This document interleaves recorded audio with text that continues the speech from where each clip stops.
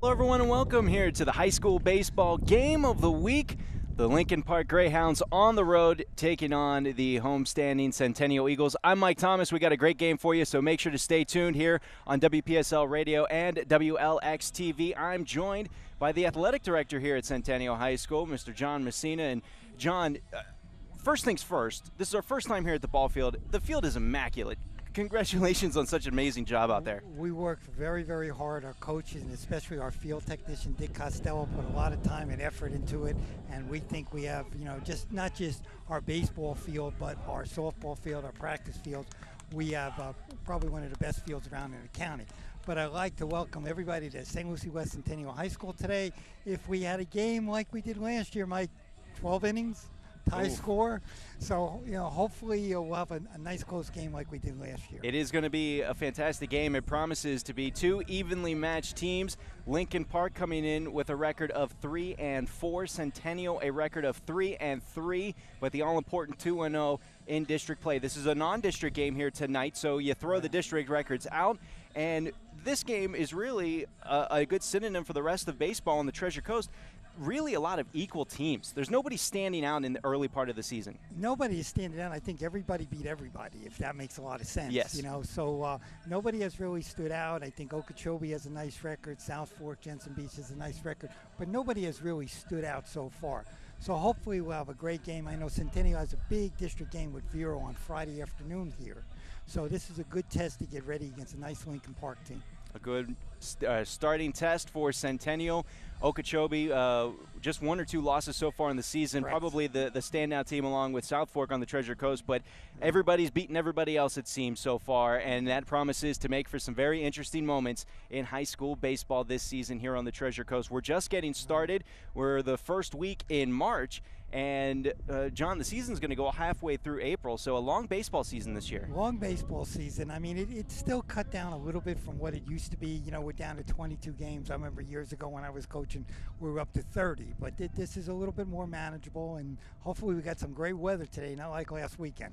Well, we are set to start here today for a beautiful afternoon of baseball here from Centennial High School. Mike Thomas alongside John Messina here. And you're watching the game on WLX TV and listening to it on WPSL Radio. And the first pitch is going to be hit right up the middle, and it is going to be scooped up and thrown, but safe over at first. So right away, the leadoff hitter, Derek Schwimmer, with a leadoff swing and a hit, and it's going to go as an infield single. Brandon Yass, the pitcher on the mound for Centennial. So here we go. That was the a quick first at-bat and a base hit. So the no-no didn't go too far for Brandon Yost. And coming up to the plate, Ian Claudio. He threw a first pitch strike, shortstop making a nice play, but the runner really hustled down that line. But absolutely. That's what you want. You want that first pitch strike.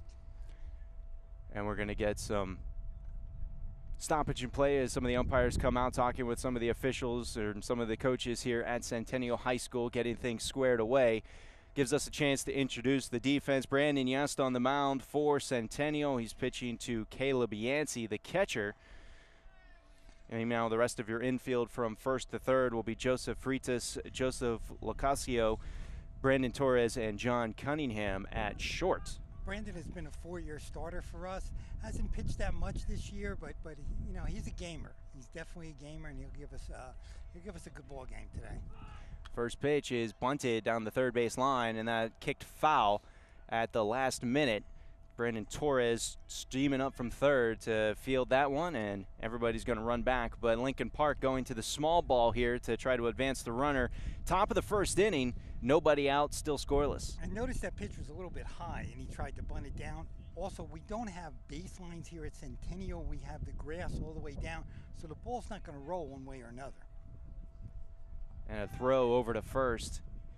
And Schwimmer's able to slide in head first underneath the tag. But yes, they're doing a good job trying to hold Schwimmer, who's taken a decent-sized lead over there at first base, about 2.5, maybe 3 steps. Now there's a big hole between first and second with a left-handed hitter. Another bunt thrown. He pulls it back, and there's a throw over to second, and the throw is not going to be in time. So Schwimmer is able to steal second, and that is going to be, I think did he call ball, I think? I think he called the ball on that. It was a late call. Got a great jump. Yes. Got a great jump on the pitcher. Now, do you keep butting them over? You know, again, if that's Lincoln Park's philosophy, trying to get the small ball, you want to get that runner at third with less than 2 outs, and you're loving life right there. Well, we're going to get a stoppage of play as Yancey and Just have a quick little meeting at the base of the mound. And I think either way, if you're Lincoln Park, you're happy to get a runner in scoring position with nobody out here in the top of the first inning. It's always important to get an early lead, especially when you're on the road. Absolutely. And you know, looking at both of the team's stats, they have primarily won their games with pitching and defense. Both have not really hit the ball and scored a lot. And a foul ball that is hit back and out of play is going to drop us to a count of 1-2 here. Okay, now let's get this under agreement. Foul balls. You got to get the ones to the left, and I'll get the ones to the right. I don't know. I'm blinded by the sun. I think you're on your own on this one. My glasses broke when I got here to the school. Right. I think that happened last year, too. I think it did. Okay. Beautiful day for baseball here at Centennial High School. Another foul ball. This one's popped straight up in the air. It's going to be in play, and Freitas is going to come over from first and will make the grab. So that is out number 1 of the inning. Schwimmer stays at second, and we are going to get number 15, the designated hitter for Lincoln Park, Connor Apuglisi, stepping up to the plate. Now, Brandon did a nice job. He threw inside all 3 pitches, and he went for him. He came inside, and then even more inside. And, you know, the batter's got to be a little disappointed that you didn't get that runner over to third. Okay, you want to put the ball in play, not up in the air at that time. 1 out and another throw back to second, and that one was a little bit off target, and Locasio had to kind of make a diving play to save it from going into the outfield, but Schwimmer getting his uniform dirty here in the top of the first. He's safe at second. That could be a setup play where the second baseman covers. Now, the next time they'll do it, the second baseman will fake over and the shortstop will cover. Here's a fastball that is hit into play behind second base. It is scooped up by Locasio and thrown over to first for the second out. Schwimmer will advance to third, and J.D. Stubbs, the third baseman for Lincoln Park, will come out to the plate with 2 outs and a runner at third. That was a really nice play by the second baseman. Real nice play. Got under it. You know, it's too bad the pitcher didn't get it, because I think he would have had the runner at third base on that, because the runner was going as soon as the ball was put in play. Another left-handed hitter for Lincoln Park wearing their camo jerseys. And that pitch is on the outside part of the plate, and it will go for ball 1. See, the importance of getting that runner over with the second batter, then he would have scored on the ground ball. Here's a pitch down low once again into the dirt for ball 2. Now we have a great deal of room behind home plate here at Centennial. It's about 50, 60 feet. So anytime there's a pass ball, it's a base. Just on the mound trying to get out of the first inning after giving up a first pitch single, and pitch number 3 to Stubbs is high and outside, so he is down in the count 3-0. I'd let him swing on this. This is your number 4 batter, 3-0 count, runner at third. You know, if it's in there, let him rip it. Stubbs is at the plate, fastball down the pike, and that is actually inside, and so that's going to be ball 4. And any thought maybe with first and second open, maybe you walk, you pitch outside, you don't give anything in the strike zone to Stubbs, the 4th batter in the lineup, and see what you can do in the middle part of the lineup? No, not this early in the game. I think you have to challenge him this early. Now here we have the first and third play. Let's see what's called. I think they're going to play it by the count. If they get behind in the count, they will send a runner from first. Chris Mejias, right-handed hitter, stepping up for the first time. 5th batter in Lincoln Park's lineup, fifth batter up this inning. And he will swing and puts this one into play over to the shortstop, Cunningham. He's going to field it and throw over to second. And the force out ends the inning. So Lincoln Park gets a leadoff single, but they can't get anything from it. We are still scoreless heading to the bottom of the first. You're listening to the High School Baseball Game of the Week.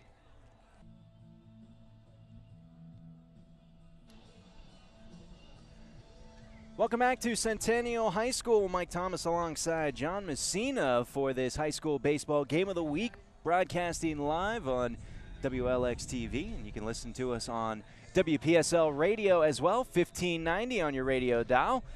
We're moving to the bottom of the first inning. Scoreless. Lincoln Park got a leadoff single to start the game, and they left the runner stranded on third. Right now it's Centennial's first three guys up to bat.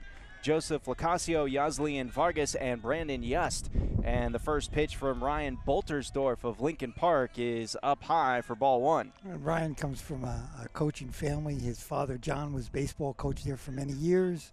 And his mother, Linda, has been the swim coach there at Lincoln Park for many years. Second pitch fastball, and that one's going to miss the strike zone as well for ball two. So Lacasio only is hitting 188 on the season, but he's got a 350 on base percentage, what you're looking for with a leadoff hitter, and he's got that went in for strike one down at the knees, so it's a 2-1 count. And what do you want to do with the leadoff batter is you want to get the pitcher to throw a lot of pitches. You want your teammates to see what does he have.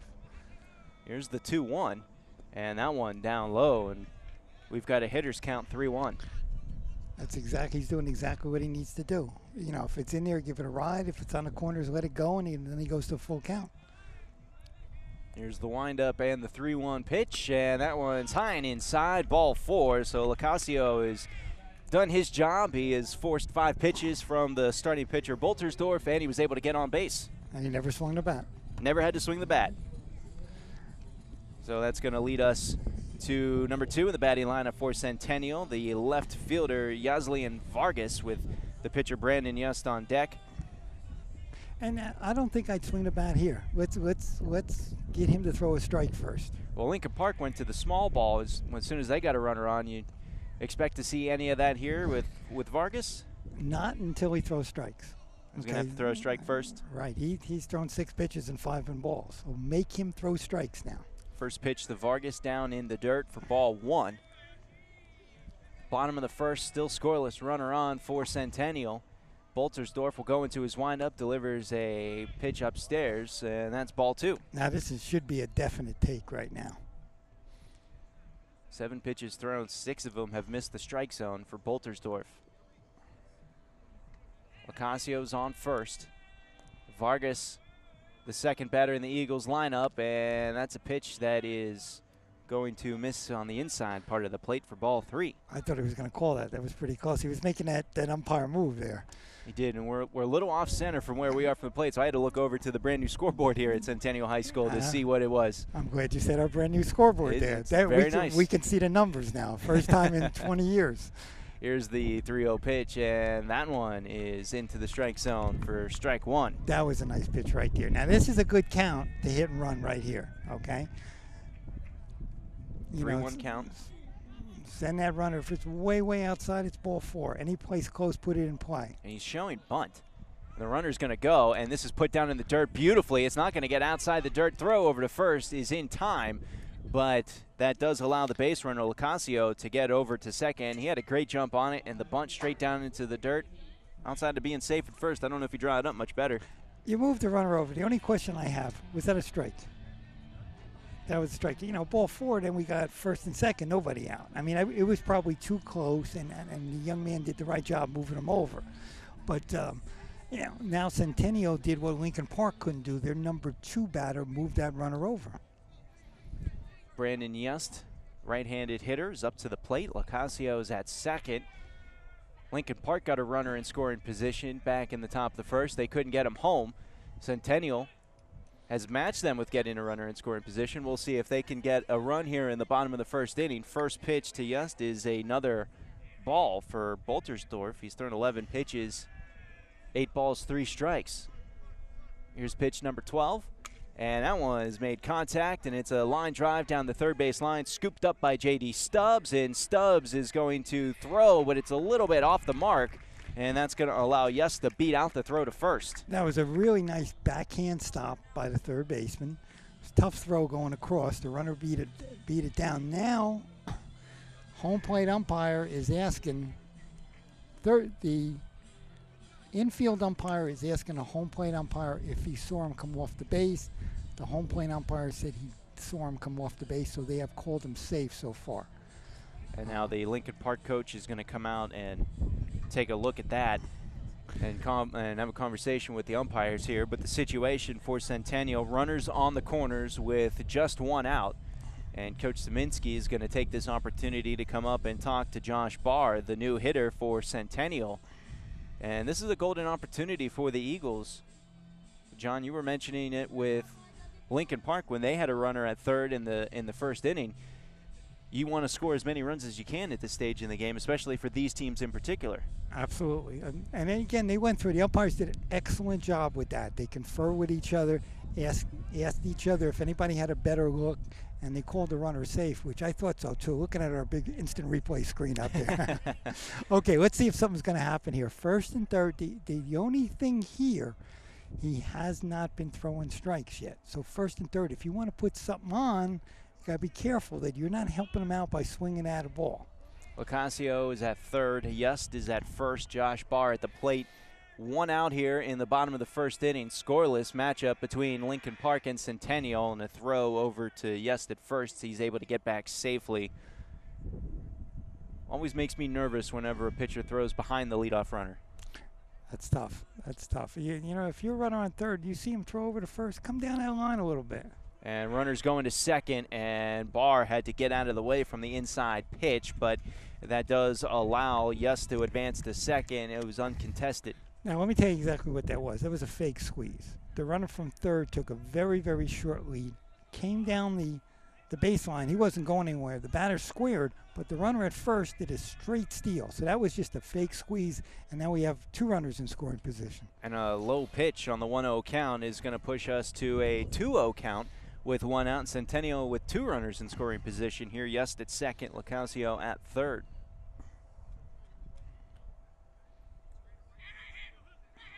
Offense is getting chances in the first inning here of this matchup, and the 2-0 or 2-1 pitch is in there for strike. That was a nice pitch, kind of tailed away on the outside corner. That was a really nice pitch right there. Looking at the defense for Lincoln Park, Ryan Boltersdorf on the mound, Emilio Lopez behind the plate as the catcher. Here's the pitch from Boltersdorf, and that is in there for strike number 2. No swing from Barr. Rest of the infield for Lincoln Park, Drew Apugliese is at first, Ian Claudio's at second, J.D. Stubbs at third, and Chris Mejias at short. Now Barr's job is to put that ball in play right now. And here's a shot up into play. That is high out to left center field. It's going to be caught for out number 2, but the sacrifice fly works. LoCascio is going to score easily, and we've got the first run in the game. It's a 1-0 Centennial lead. Yust held up at second.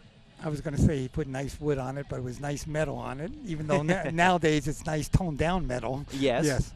You know, with the BB Core bats. Oh, yeah. But he did a nice job. That was a really nice job hit. And let's go back. How did we get the runners in that position? You bunted them over, then you did a fake squeeze to get those runners over. So that was a nice job by Centennial moving those runners over. John Cunningham coming up for Centennial. The rest of the defense for Lincoln Park, Royce Neal in left, Derek Schwimmer in center, and Jake Larson in right. The first pitch to Cunningham is in there down low for strike 1. Boltersdorf looks like he has settled down the last two hitters. He's throwing pretty good, pretty hard right there, and keeping the ball, you know, rolling away here. And found that is the sweet spot. If a high school pitcher can get those pitches down at the knees but still in the strike zone, they're in for a good night. That pitch up high, Cunningham held off on it, and it evens up the count 1-1. A major league guy can throw it low and away. He's going to be loving life too. Centennial with the 1-0 lead after scoring here in the bottom of the first inning. LoCascio, the leadoff hitter, walked on 5 pitches and came home on the sacrifice fly from Josh Barr. The 1-1 pitch is in there for strike 2 called. Cunningham holding off on it. And one thing that the Centennial batters have done here so far in this inning have been really forcing Boltersdorf to make those throws. The only time they've swung, they've made contact. Very patient. Here's the pitch, upstairs, ball 2. Now, I know you're not supposed to, but you do a lot of things that you're not supposed to in baseball. He can take a tremendous lead at second. I know you shouldn't try to make that, you know, last out at third base, but they're really just holding him on once, breaking off. He can take a tremendous lead. Here's the pitch. And swung on and missed for strike 3. The inning is over. Cunningham goes down swinging. Yust is stranded at second, but we do have our first run of the game comes home. Centennial will go to the top of the second with a 1-0 lead over Lincoln Park. We'll take a break. You're listening to the High School Baseball Game of the Week. Welcome back to the High School Baseball Game of the Week here. You're watching on WLX-TV and listening to us on WPSL Radio 1590 on your radio dial. I'm Mike Thomas alongside John Messina, and we go to the top of the second with a pitching change for Centennial. Joseph Fritzis is going up to the mound, so Yust, 1 inning of work.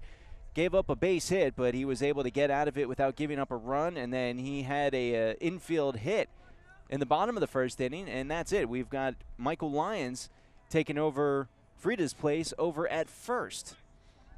And we got a first pitch strike from Frida's to Emilio Lopez of Lincoln Park. A nice pitch by Frida's right there. You know, first pitch, you come in the game, you want to establish the strike.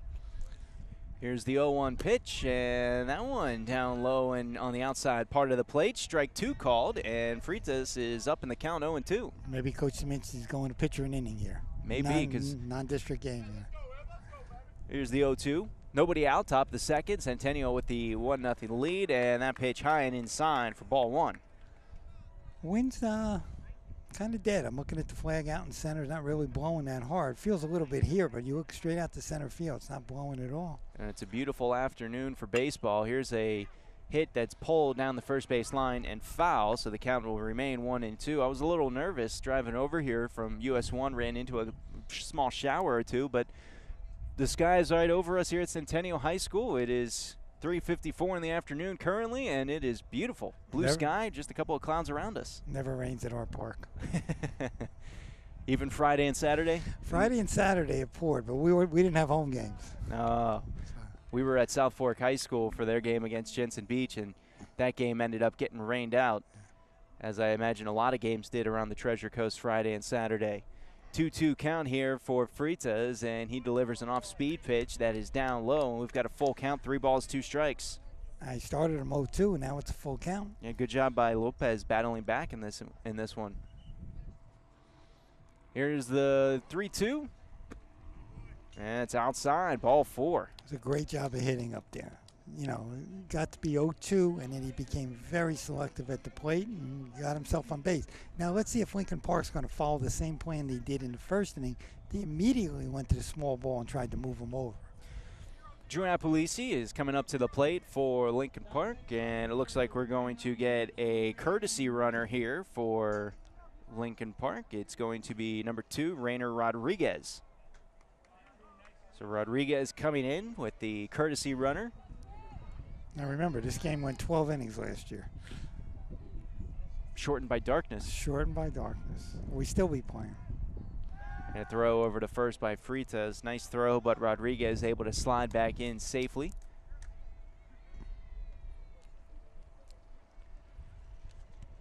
Apulisi, a 400 hitter. He's got 3 RBIs on the season. A lot of hitters for this Lincoln Park team batting pretty well, but not scoring a lot of runs.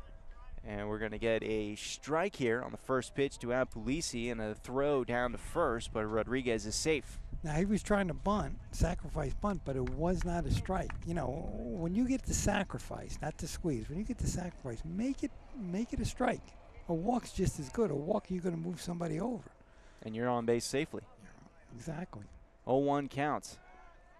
Nice move by Fritas. I just had to do a little shoulder shake, and even Apulisi on the mound tensed up, or at the plate mount tensed up. About a 2-step lead for Rodriguez over at first. Fritas will deliver a pitch. Bunt showed, it's high. And then Yancey from behind the plate is going to throw once again down to Rodriguez at first, but they throw a little bit off the mark and everybody's safe. And we got a 1-1 count. Now, you know what happens a lot? When they show bunt, sometimes your catcher pops up, and it's really, really difficult to get a called strike on that. 1-0 Centennial lead. Lincoln Park has 1 runner on with nobody out here in the top of the second. We got a foul ball back to the backstop. That's going to drop us to a 1-2 count. That was definitely hit and run going. Runner was taken off on that, and the batter was trying to hit behind the runner toward right field on that.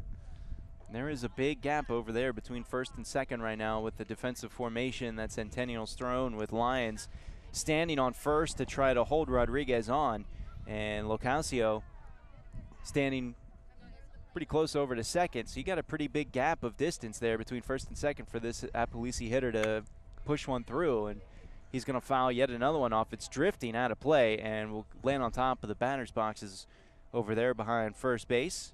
And be another foul ball, 1-2 count. And he was trying to go that way. He's trying to go behind the runner right there. There's a big hole in right field, too. You have our right fielder playing way over in right center. Anything down the line, they're going to just keep on running all day.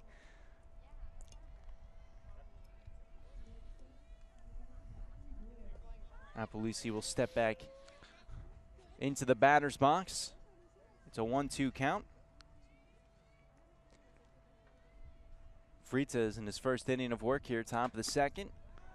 It's a fastball that is ball 2. Then Yancey faked going down to the first this time. He wanted to. Something about Rodriguez down there at first makes him want to try to get him out. He's taking a nice lead over there. He's bluffing about going. 2-2 count. And here's a pickoff attempt from Freitas.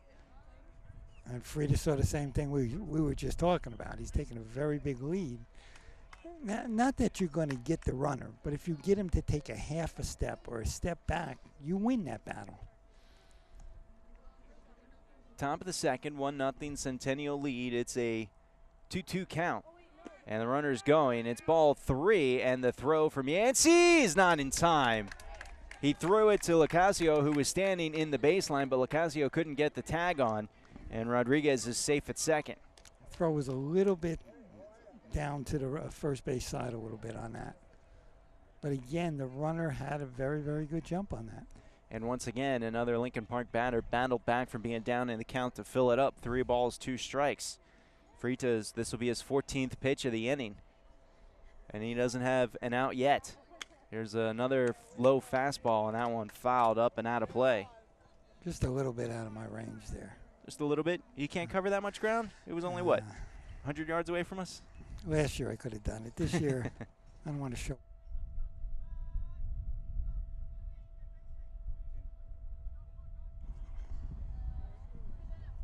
Freitas waiting for the right call, and then we're going to get a timeout from Apulisi. And, you know, there's a lot of talk in the majors about going to a timer on between the pitches and a lot of stuff with batters coming out of the box. Do you see that ever cutting down to the high school level?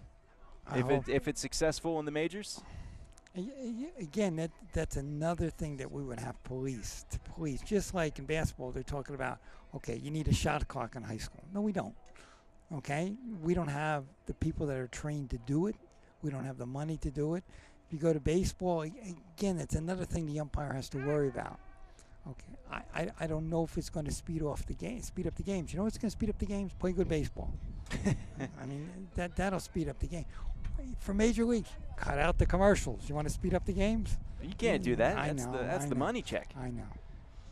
Here's the pitch from Freitas, and that one is upstairs once again. Ball 4. So Apulisi walks after having an impressive at-bat.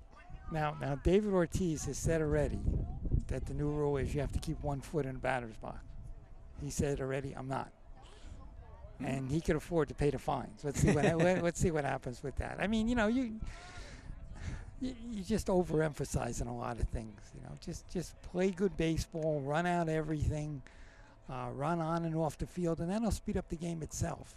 Lincoln Park trails by 1 here in the top of the second, but there's nobody out and runners at first and second.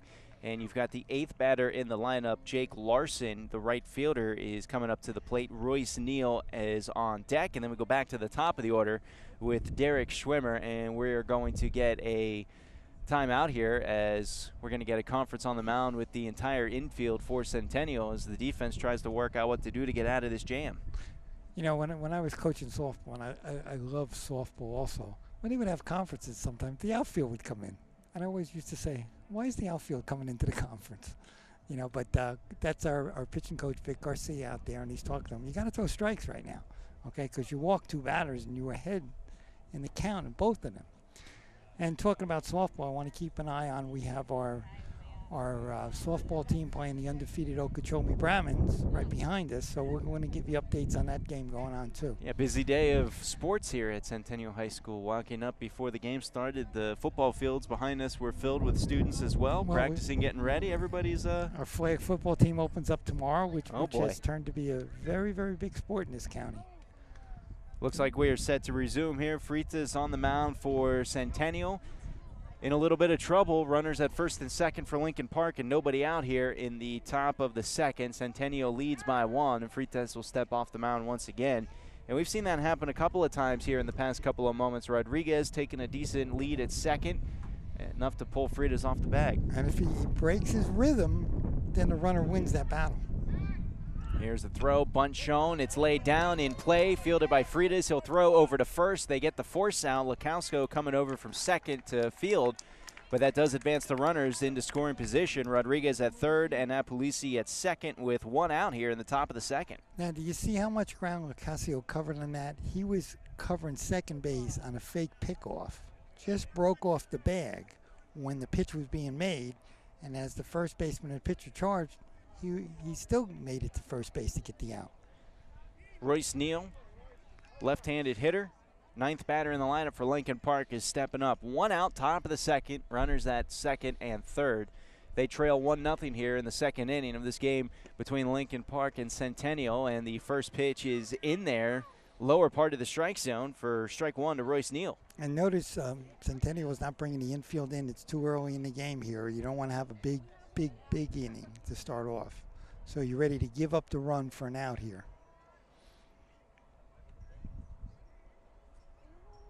Fritas will once again step off the mound. I didn't think he knew that nobody was covering in that situation. Looked like he had a couple looks behind him, and then after that play, Yancey came up from behind the plate to come up and have a conference on the mound, and you're going to get Lyons coming over from first with a couple words of encouragement as well. And he's got to get in his rhythm. That's the most important thing. I think Lincoln Park, by taking a great deal of pitches the last 3 batters, has broke his rhythm a little bit. And it's hard for a pitcher to get that if he keeps looking toward the base and everything.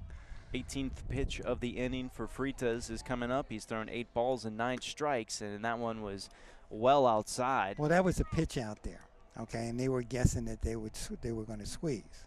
Now, a lot of times, here's the perfect play to squeeze because they have just pitched out. I don't think you're going to throw a pitch out 2 times in a row. Here's the 1-1. Fritas will go into his windup, delivers a pitch, and that one's put into play, fielded by Lyons, and it's a foot race back to the bag, and he's going to get there, and the runners hold. So a good job from the defense for Centennial. They get the force out at first, and the runners are held up.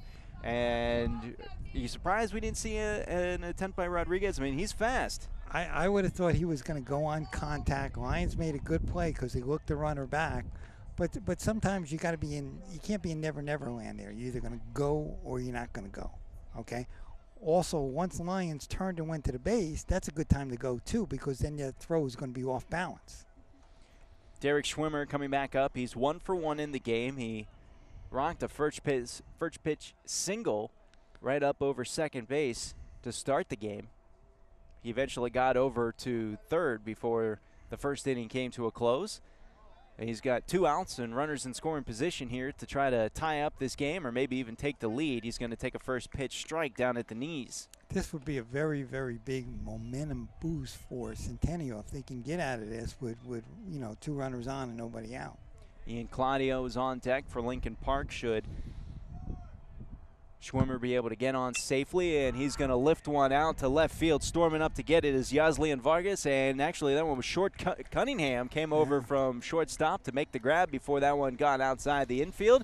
And Lincoln Park, they threatened. They got 2 runners on early, but a good job battling back by Centennial's defense. They get out of the inning without giving up a run. It's still 1-0 Centennial as we move to the bottom of the second. You're watching the game of the week here on WLX TV and listening to the high school baseball game of the week on WPSL Radio. We'll be back in just a moment. Welcome back to the high school baseball game of the week here, WPSL and WLX TV, bottom of the second inning. Centennial with a 1-0 lead. Their defense doing a good job getting out of jams. Lincoln Park has left 4 runners on already here in this game. And the first pitch into Freitas is upstairs for ball one. Ryan Boltersdorf returning to the mound for Lincoln Park. He just threw his 23rd pitch of the game. Really struggled to find the strike zone early on in the first inning, but was able to settle in, but not before the leadoff hitter Joseph Locascio was able to get home. And here's a loop line drive that is going to be dropped out there at the edge of the infield by Ian Claudio, the second baseman, and that is going to go as a single for Freitas. And he almost made that mistake by giving up halfway running down the line. Lucky the coach picked him up. You know, that's where you got to hustle all the time, and I think Joey realized his mistake halfway down the line. So we got a run on first here. Also, we got another pitcher warming up in Centennial's bullpen. Well, maybe we will see a different pitcher every inning for Centennial. Non-district matchup here between these two teams. 3-4 record for Lincoln Park, a 3-3 overall record for Centennial. But they started off the season 1-3 and have won 3 in a row to get to this 3-3 spot on the season. Freitas is at first. Kevin Lazou is stepping up, right-handed hitter, and an off-speed pitch is down in the dirt, ball one. Now, I think in this situation that I don't think he's going to bunt, but I think the runner has a good chance of going if he can guess when he's going to throw. Boltersdorf's going to throw the breaking pitch here. Lazou hitting .214 on the season. See, now we're talking, the pitcher's listening, and he's throwing over to first. We're giving him good advice here. A .389 on base percentage for Lazou. Big young man. Almost leads the team, second on the team in on base percentage. Here's another pitch that is inside for ball two. Or no, it called it strike one. All right. You sure? I'm going to assume what's on the scoreboard. Don't assume that. Don't assume that. Scoreboard shows 1-1 count. Okay. Here's the pitch from Boltersdorf, breaking ball, and that one's in there for strike two. That was a nice pitch. That was a nice pitch. Started him inside and came back over the plate. Freitas is at first. A little bit of shade out here at Centennial High School now, and we're going to get another throw over to Freitas. He's back safe at first. You going to tell the story about your sunglasses, or you want me to? What, how they broke? They break every time I come out here. Every time you come out here, you break the sunglasses. The lens just decided to pop out. Here's a line drive hit out to left field. That's going to fall for a base hit. Freitas is safe at second. And here in the bottom of the second inning, nobody out. First two batters are on for Centennial. We're going to get the eighth batter in the lineup, catcher Caleb Yancey, coming up to the plate. Now that was a breaking pitch that hung over the plate. A little bit different than the one that he threw before. That hung up there, and he was able to, drive that pretty well down to third. Caleb Yancey, 143 average so far this season. The eighth batter in the lineup, Brandon Torres on deck, the third baseman. He's showing bunt, infield storming up, and that is going to be pulled back for ball one. Now that's a nice job. He knows he's sacrificing. He's squaring around the bunt. The pitch was not a strike. He pulled the bat back. Make him throw strikes. Bottom of the second inning, first two leadoff hitters for Centennial got on base with base hits, and another bunt attempt is pulled back. This one found the strike zone for strike one. That's the one you got to bunt. Even if it's down that low in the dirt? Maybe you hold off and find a better pitch? We called it a strike. He did call it a strike. He did call it a strike. I think that's what the coach is telling him. You might not get a better pitch than that to bunt. Now you can cross him up a little bit. Lincoln Park's infield is looking for a bunt. Now this might be a nice time to go hit and run right now. Yancey at the plate, left-handed hitter. Boltersdorf on the mound, a fastball downstairs, and that is ball two. Now notice when that first baseman charges, that second baseman goes over to first, you got a gigantic hole. Okay? You just got to push it down the middle of the field. All you got to do is just hit a ground ball to second. Now watch this, how they're moving over here. Here's the 2-1. It's a bunt down the third base line. That's going to great stay bunt. fair, and that is going to bunt. let everybody be safe because it took so long and Stubbs held off on it back at third. So now the bases are full after the infield single bunt from Yancey. Now he was in Never Never Land there. What do? Do I come up and get the ball, and then who's playing third? So he was waiting back to see if somebody was going to get it, and the only other person could get it with the pitcher. So that was a great job by Caleb. Great job. Now, bases loaded, nobody out. Ninth batter in the lineup, Brandon Torres, is up. You're swinging at strikes here. Okay, that's the key. Don't be overly aggressive. Make them throw strikes. Torres looking for his first hit of the season. It'd be nice if he could come here in this second inning, and that's a in play, and that is going to go for almost a double play. It will be a double play as it's a 4-6-3 double play. One run does score. Now you notice that in the major leagues, that doesn't count as an RBI. Really? Yep, when you get into the double play, it doesn't count as an RBI. I wonder that. The run just scored. You drove a run in. You gave up 2 outs, but you got the run in. But it doesn't count as an RBI in the majors. But for us, it's 2-0. Well, we got one runner that is safe. Everybody else is out. And by the way, that was a real nice pitch by Bolters there. And you know, he kind of turned it around. If they can get out of this inning with just 1 run scoring, then he really did an excellent job. And we got LaCalcio at the plate. And with a 0-1 count, a little breaking ball that is going to miss for ball 1. We got a 1-1 count now. Like we mentioned before, absolutely no wind out here. It sounds this way that there's wind here, but you look at the flag and you look at the trees, there's no wind. So, you know, the ball carries pretty well to left field here. Here's another pitch that is dropped down in the dirt. Lazou is held at third. Catcher made a nice play. Very, very nice play with a block right there.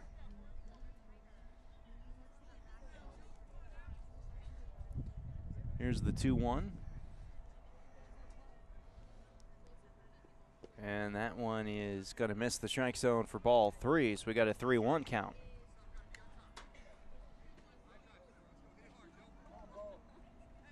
LaCalcio's 0 for 0 was walked. Back in the first inning, scored a run to give Centennial a 1-0 lead. High pitch back to the backstop. That's going to score Lazou from third. LaCalcio is going to streak over to first on ball 4. Now that hit our padding back here. So that's probably the only ball I have ever seen that bounced almost all the way back to the catcher. Yeah, it was a lot closer than it probably would have been normally on the wild pitch. So LaCalcio's at first. And runner's safe at home. Good time to run here. You're up 3-0. Gosling Vargas hold off on the first pitch. That's going to find the strike zone for strike 1. Vargas had a sacrifice bunt last time up to move LaCalcio into scoring position at second. LaCalcio's going on the run. This is popped up. It's drifting towards the fence line, and it will go out of play. So everyone's going to have to run back. And the runner was going. He was. He was going. He heard you.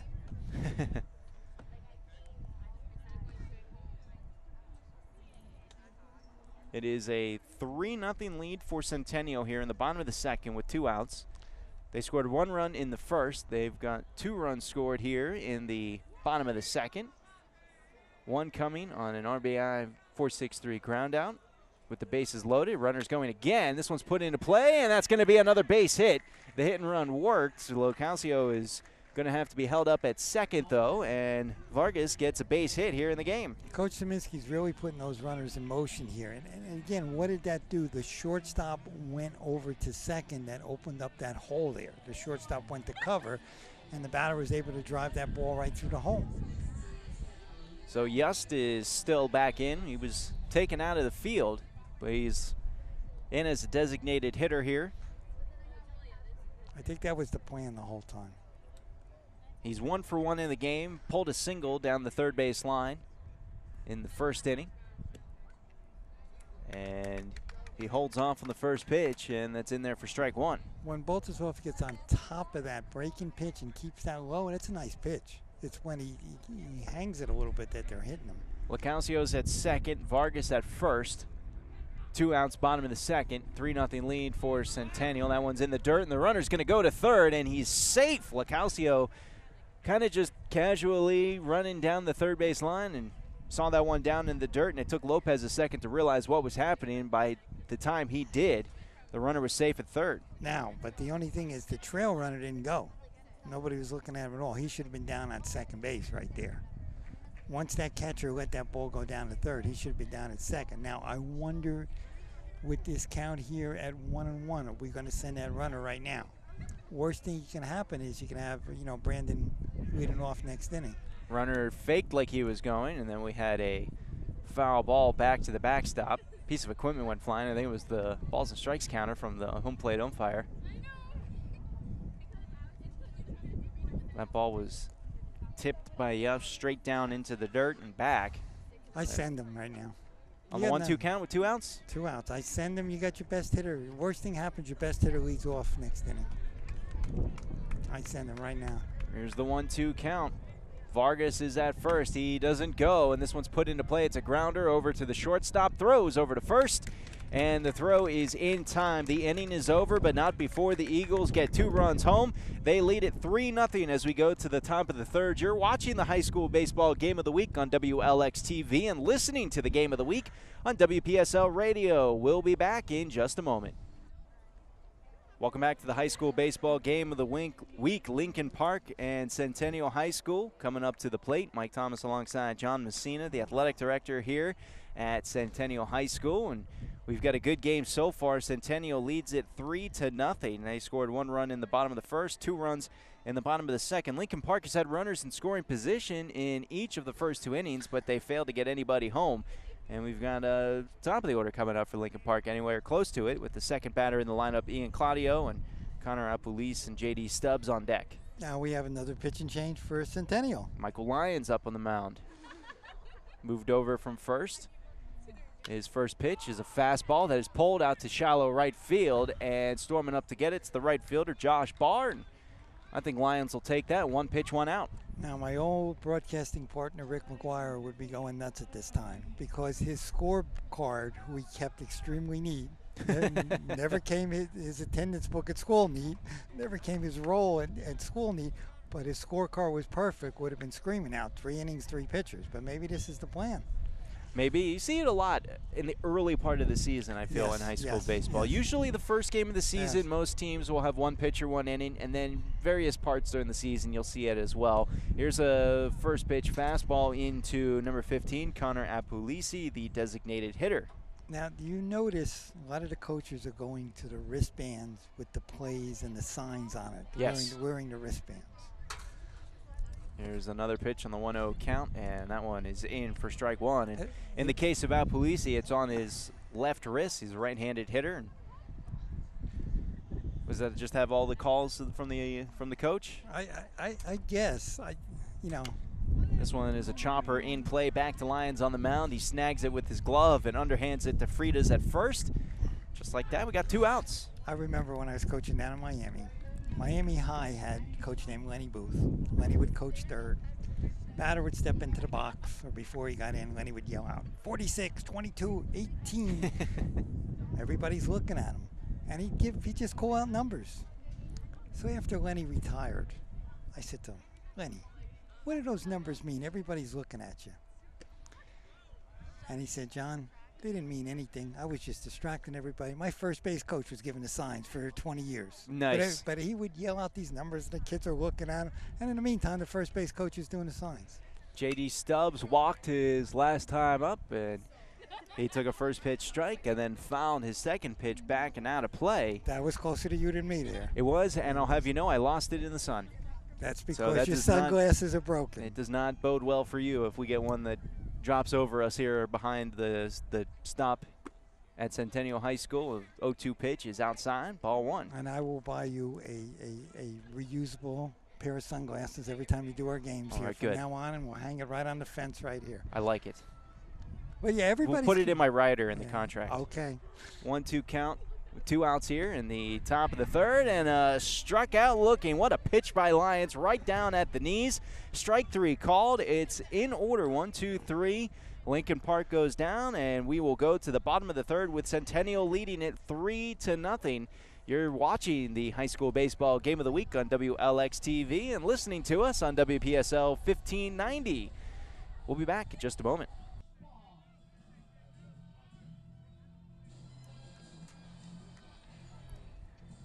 Bottom of the third inning, Mike Thomas alongside John Messina, and it's the high school baseball game of the week. Centennial leads it 3-0. They've scored 3 runs on 5 hits so far in this game. They've scored in each of the first 2 innings. Due up here for the Eagles, Josh Barr, John Cunningham, and Joseph Freitas. And Josh Barr will take a first pitch ball from Ryan Boltersdorf. Boltersdorf throwing 46 pitches. Here's pitch number 47.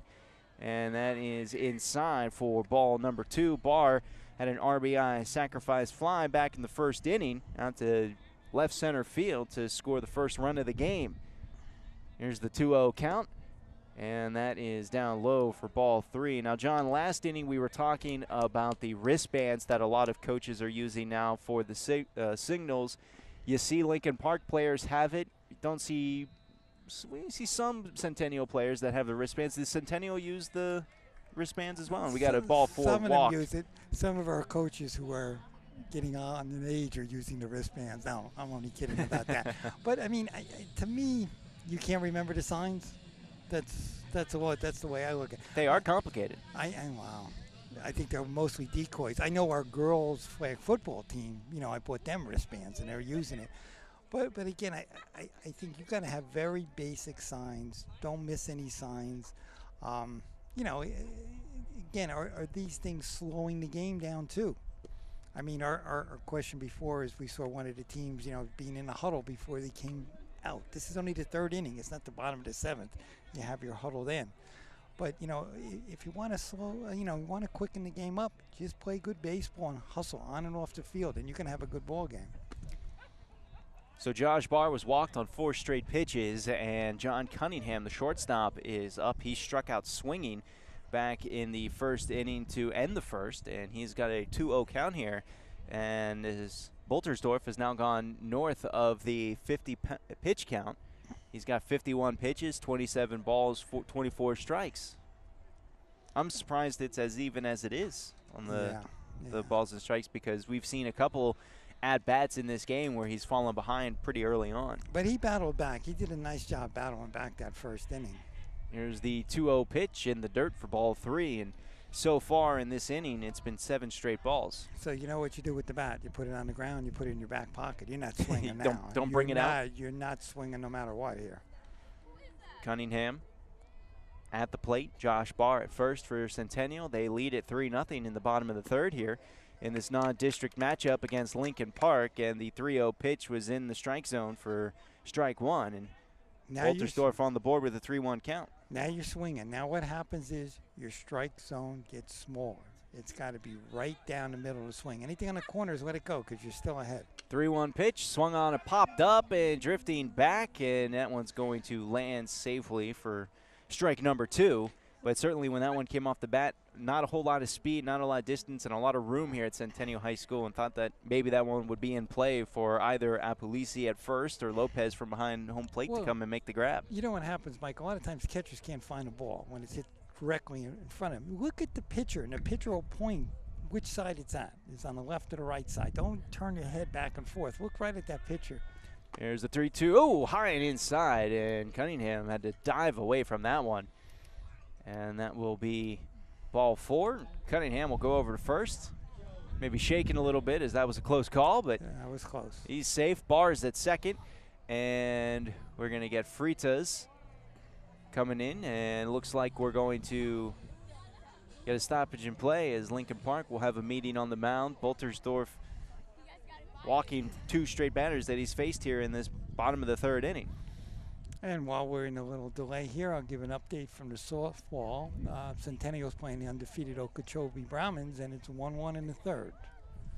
A lot of action going on here at Centennial High School. And high school sports, there's a lot of great sports here on the Treasure Coast, softball included, especially at this time of year when you're into the spring sports. Right. Baseball, softball, and a lot of other great sports going on all at the same time. Flag football is a big deal. Flag football opens up tomorrow.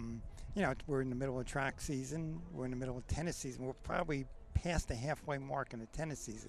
The biggest problem we have in the spring is so many sports are overlapped by the winter sports. Wrestling is still going on. we have 6 of our wrestlers qualified for the regional tournament this week in Martin County. So, I mean, you really have 1 winter sport and 5 spring sports going on right now. Joseph Freitas on the mound, 1 for 1. Had a leadoff single in the top or bottom of the second, scored a run. And the first pitch that he sees here from Boltersdorf is in for strike 1. Now, whatever Coach Walters said to him worked, because he threw a real good pitch there. Let's see if he can build on it with the 0-1 count. Boltersdorf on the mound, checks off second, turns around, delivers a fastball, and a weak swing from Freitas. Look, the runner is... We're going to get a little bit of a pickle here as there's nowhere for Cunningham to go. Something's wrong here. Now we're going to get a throw over to third, and not in time. Somehow Josh Barr snuck over to third and beat the tag over at third, and that allowed Cunningham to get back to first. That was a hit and run, and Freitas swung at a pitch that was way outside. That was a hit and run. Now what happened was the runner from second didn't go, and that's what Coach Szyminski was saying to him. So catcher did an excellent job when running out at the base runner who was stuck between first and second. But Barr made an even better play by going from second to third and sliding under the tag. Is that a stolen base? It's got to be now. So on that play, Cunningham held up at first, and Barr steals third. Now you go right away. Now you steal second because you just had a bunch of confusion. Now you go right away and steal second base. 0-2 count. Yep. Runners on the corners and pitch down low in the dirt for ball 1. That's Lopez keeping it in front of him. That's the pitch you steal on. Okay, because that would have been an easy stolen base right there. When there's confusion and something doesn't happen real well to the infield, that's when you got to go on the next pitch and take advantage. Nobody out in the bottom of the third. Centennial with a 3-0 lead. Boltersdorf delivers a pitch. It's another hit and run. The runner is going to advance. He'll be safe at second. The throw over to first is in time for the out, but Barr does score from third, so Centennial pushes their lead to 4-0 here in the bottom of the third inning, and they're going to have Cunningham on second, and it will be, I believe it will be Kevin Lazou stepping up to the plate. Now, what did the hit and run do? It took them out of the double play with the runner going, because that was a sure double play ball right there. So again, by putting these runners in motion, the defense is back on its heels here. Swinging on the first pitch is Lazou. He fouled that one off. He had a base hit his last time up in the second and scored a run on a wild pitch now when he was at third. If they're not holding you with 1 out, try to steal third. If they're not really holding you on, see how the second baseman's breaking off? You can get a lot more right there, a lot more. Boltersdorf delivers an off-speed pitch that was inside for ball 1. We've got an even count, 1 ball, 1 strike. See, if you look at the base runner at second base, second baseman's going over once, the pitcher is looking over once, and then he's going back. Now, again, they can counter that by going over twice, but you can take a much bigger lead there. 1-1 pitch is fouled up and out of play for strike 2. Lazou down in the count, 1 ball, 2 strikes. When you're up 4-0, this is when you have to take advantage of those things. This is not something you do when it's, a 1-run game. You don't sit back and take it easy when you have a 4-run lead? No, you got to go. You got to go. Look, he's looking in. Now he's going to look at second once. And he stepped off. Let's see if he does the same thing. Now watch the second baseman because the shortstop's ahead of you, so you can see the second baseman's going to go over once and then break off. Now he's off. You got to go. Boltersdorf turns around, checks second, turns around, delivers a pitch that's on the inside part of the plate for ball 2. So he's got third base if he wants. Because even Claudio, the second baseman, it's not like he's coming over straight to the bag either. He's only making a couple steps, and then he's stepping back to his normal position. But they're in a routine, and when defenses are in a routine or pitchers in a routine, that's when you got to take advantage of it. Here's the 2-2 back to the backstop, and that one bounced all the way back to the catcher, but still not enough. Cunningham easily able to get over to the third, and we have a full count, 3 balls, 2 strikes. And that's my new cement backstop's working. Ball's coming all the way back there. But again, they got the runner over, okay?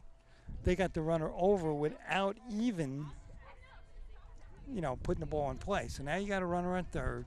We got a 3-2 count. Now, here's another play if you want to think ahead. You walk, Go jogging down at first, and you go right to second base. Make them make that throw to second. 1 out. Yep. In the bottom of the third. 1 run has already scored. It's a 4-0 lead for Centennial. Runners at third, full count, and that's going to miss the strike zone for ball 4. Now watch. I mean, you're not going to do it, obviously. Yeah, Lazou took off equipment, so he is content to go over to first and just take it easy. The infielders are coming in, and Coach Waters is going to the mound. He just called time, but that's a nice play that you put in just to keep them on their toes a little bit here.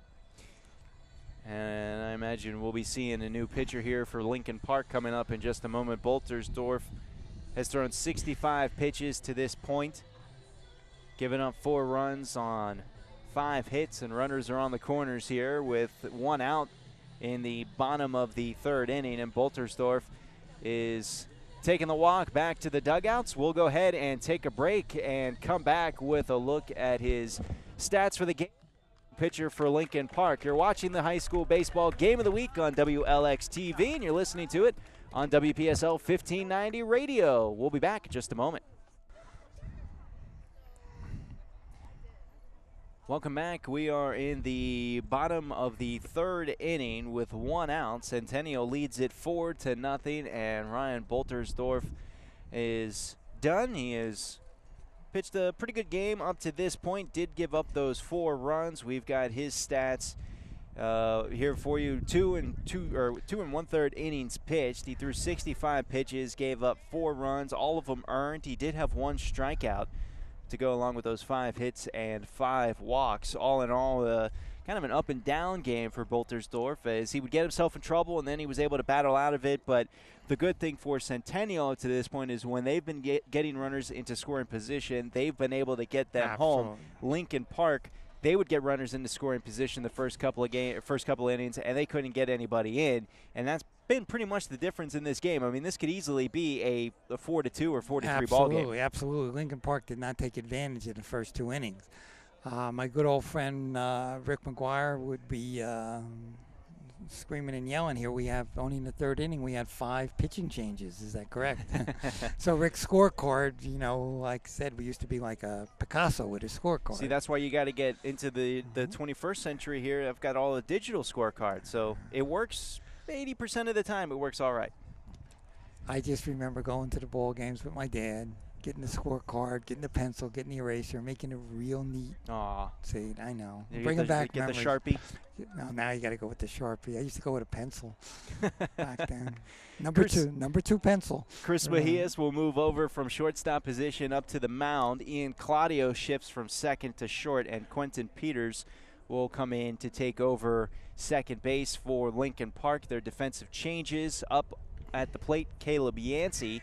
Runners are going. That's a base hit, or a little line drive shot that was in play, and it will go for believe a double play. No, that was a double play. It was a double play. They caught it, and then they got the force out at first because Lazou on the hit was running over to second. So just like that, the inning is over. But we did get 1 run to score for Centennial, and they now have a 4-0 lead going to the top of the 4th inning. We'll take a break. You're watching the high school baseball game of the week on WLX TV and listening to it on WPSL 1590. We'll be back in just a moment.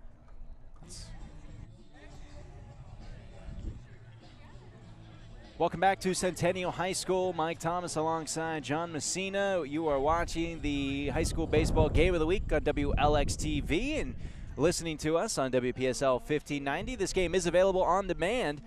You can get it on WLX's website or WPSLTV.com. We'll have another telecast a little bit later on in the season coming up early April. It should be available around April 3rd, Treasure Coast at Jensen Beach. That game will be available for demand. Another telecast for you here. High school baseball game of the week. Top of the 4th inning. It's a 4-0 lead for Centennial against Lincoln Park. Chris Mejias is up at the plate. He grounded out to short his last time up to end the 1st inning, and he takes a big cut here on a pitch for Michael Lyons, and he comes up empty-handed, strike 1. Centennial had a chance to break it open right there with runners in first and third and 1 out and up 4-0. And a pitch down low in the dirt for ball 1. So let's see if Lincoln Park can take advantage of that. They're still in the ball game. It's only the 4th inning. Now you like our new scoreboard with the LED lights that we can see. You can see it in the daytime. It looks good. Very clear in the information. Job well done. You've been doing a lot of work out here at the ball field. A lot of work on the fields. 1-1 pitch, and that is going to miss the strike zone for ball 2. We've got a 2-1 count. The field is immaculate. If you're listening to us on WPSL 1590, do yourself a favor and find a way to get to the WLX-TV website and download this game and watch it, because this field is looking great. It's about as good of a shape as I've seen a high school field here on the Treasure Coast. Yeah, like I said before, Dick Costello, our field technician, does an excellent job with the field. He's working very hard, and the coaches and players have been helping him. 2-2 count, and that one's bounced into play. It's a short grounder that's picked up by Torres on the run at third, and he's going to throw over to Freitas at first, and he'll get the first out of the inning on the 5-3 ground out. Now, that was a real nice play by the third baseman. He cut in front of the shortstop, got that ball, because if that would have got to the shortstop, there's no way they would have thrown him out. Catcher Emilio Lopez, he was walked his last time up to start the second inning. Got all the way over after stealing second, was advanced to third, where he eventually was stranded. Lyons with his first pitch. Low one outside for ball 1. Now, if I'm not mistaken, he took an 0-2 count and worked it into a walk last time. Did a nice job up. He sure did. He did a real nice job up there. Here's the 1-0 count. Pulled back and out of play over the backstop. Strike 1. Lyons doing a nice job. He's throwing pretty hard coming in here, coming in relief. And you know, sometimes when you throw a lot of pitchers, a lot of different pitchers, you don't give the offense a chance to just learn from one at bat to the next. Centennial's got another guy warming up in the bullpen. And check swing, but they're going to call that a strike anyways. That one was right down Broadway. Strike 2.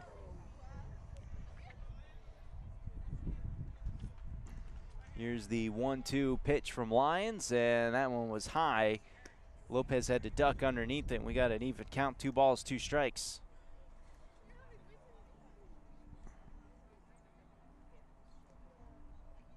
Emilio Lopez at the plate, holds off on that off-speed pitch, and somehow that missed the strike zone. Looked good from here. It looked very good, but they got a much better angle. We're over to the side a little bit. I think it might have been a little bit high. 3-2 count.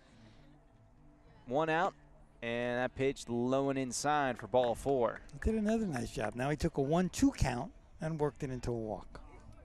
He managed to get on base both times up. Now we've got number 25, Drew Alpolisi, coming up to the plate, the first baseman. He walked last time up as well.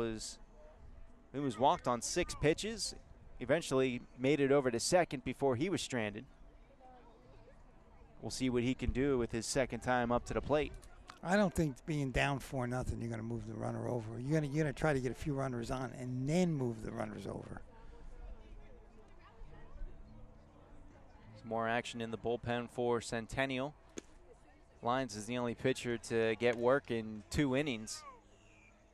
But he very quickly worked through the inning last time, got the runners out in a 1-2-3, only threw a couple of pitches. I think he only threw 4 pitches or 5 pitches. Here's a pitch inside, and we've got a 2-0 count.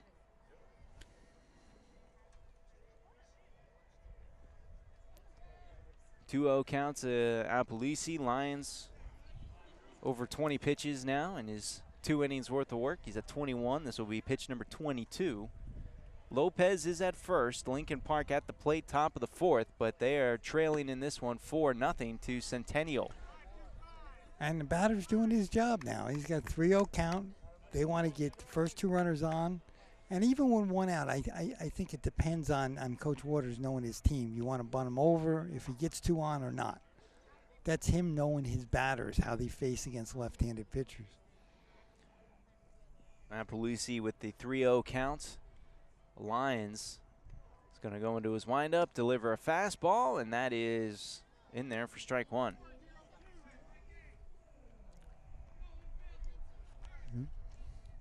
On deck for Lincoln Park will be the bottom of the lineup. Jake Larson and Royce Neal, the 8th and 9th batters. Here's the pitch from Lyons, 3-1, fouled back and out of play. And that was ball 4. Would have been. That would have been ball 4. That was up there.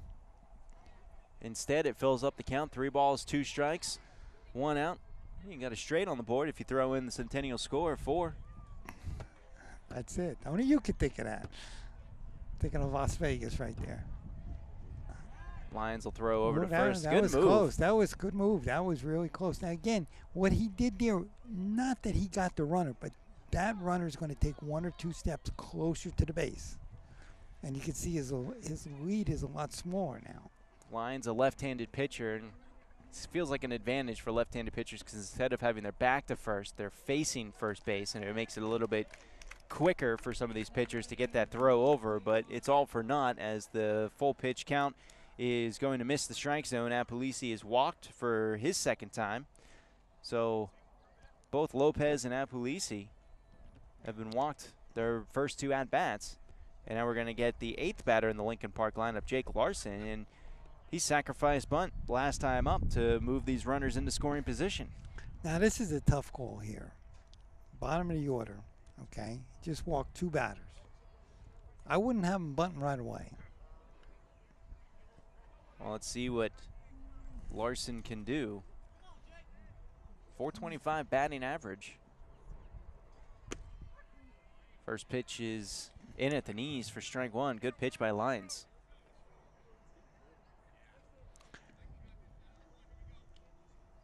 I'm looking at the coaches. They didn't change any signs. 0-1 count, 1 out. Runner at 2nd and 1st for Lincoln Park.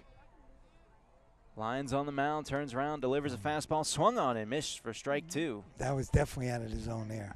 That was high and way away. Larson took the cut, came up empty-handed, and now he's down in the count 0-2. Be a huge out for Lyons if he could get Larson to go down without advancing the base runners, because then you'd have a force out at 1st, 2nd, or 3rd. And that would end the inning. Here's the 0-2.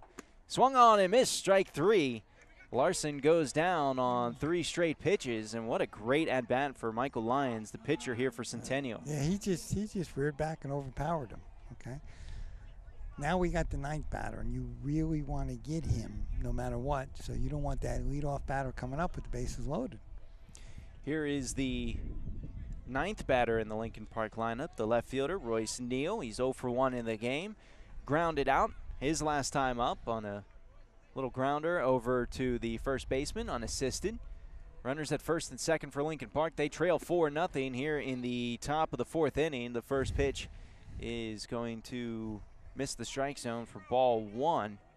And it looked like Neal, as soon as he saw that pitch leave the hand of Lyons, he just pulled the bat back. Didn't want any chance of making contact or taking a swing at it. Looks like he was thinking about bunting with third baseman playing back.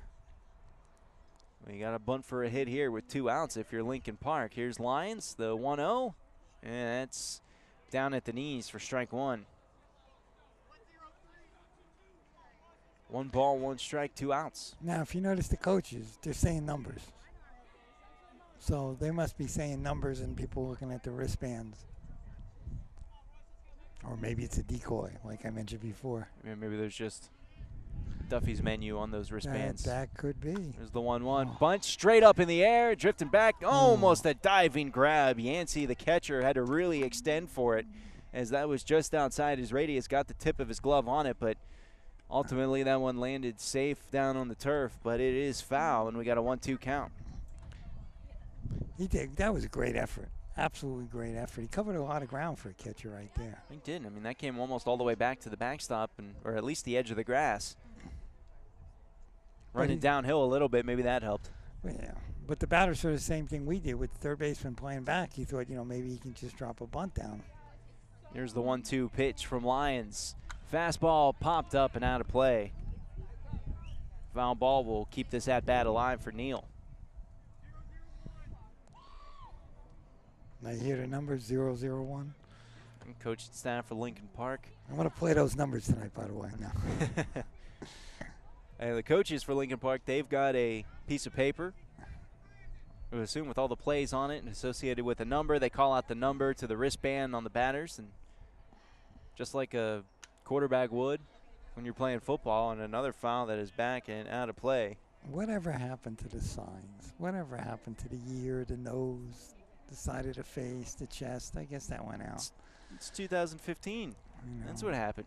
They got to bring that back, at least for nostalgia. Maybe for the old timers game, we bring it back. Now, Yeah, there you go. Well, you remember the old timers can't remember, so in an old timers game, you're not going to be able to call numbers out. Yeah, you could do the adult softball league. I can't remember. So 1-2 count with 2 outs. Now I didn't mention that foul ball got close to the truck. We got hit twice last year. That's right. The truck got hit twice last year. Craig took extra insurance coming. Putting in extra AC on the top of the truck. That's it. That's in prime position to get hit one of those cars. I know Greg's car is back there too. Mine's as far away as you can get from here. The 1-2 pitch is going to be down low, and we've got a full or an even count. 2 balls, 2 strikes to Royce Neal. You don't want to go full count. You don't want to go full count and have those runners going. Lopez at second for Lincoln Park. Apulisi at first. They trail 4-0 here in the top of the 4th inning with 2 outs. Royce Neal at the plate. First pitch, and we got a full count. 3 balls, 2 strikes. Okay, here they go.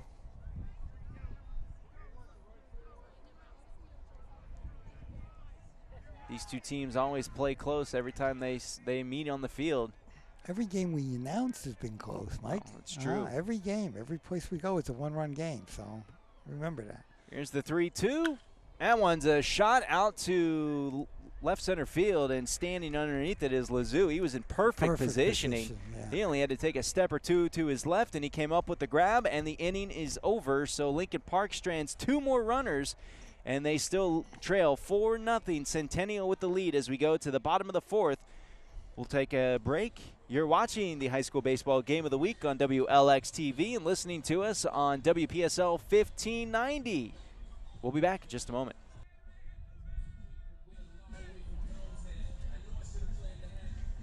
Welcome back to Centennial High School. Mike Thomas alongside John Messina here as we move to the bottom of the 4th inning. It's been a fun game. Centennial offensively, they've been able to scrap together a couple runs in the first 3 innings. They have a 4-0 lead, and now it's the 9th batter in the lineup, Brandon Torres, coming up 0 for 1 with a ground out earlier in the game.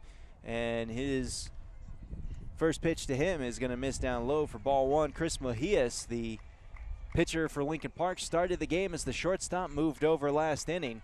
Taking over for Boltersdorf. 1-0 pitch is inside for ball 2. And Torres, if you remember, had the bases loaded, had an RBI ground out into a double play, a 4-6-3. I can count that as an RBI in high school, right? I don't think so. I call it an RBI. If you call it, you got to remember, you have the power, you have the scorecard, or you have the iPad. You got the iPad. We can't even say the scorecard anymore. Pitcher's got a little pop on it, huh? A little bit. He's throwing. I like his pitching. I like his form. 2-1 count. Mejias will go into his windup, delivers a fastball that is on the inside part of the plate, and that will be ball 3. 3 balls, 1 strike to Torres. Nobody out in bottom of the 4th. You remember in the football games when the coaches used to send down the Polaroid pictures from the sidelines? Now everybody's got the iPads. How old do you think I am? I know. You don't remember that? I remember some black and white photos from the I don't know, with the bus or the blimp above it. I almost said Greyhound. I know that's not right. Foul back to the backstop by Torres, and it's a 3-2 count with nobody out. 4-0 Centennial lead. You know, and again, Centennial has a chance. You're up 4-0. Make something happen here, okay? You take chances. You got nothing to lose. You're up 4-0. Here's the pitch, and that's going to miss upstairs. Ball 4. Torres gets on base.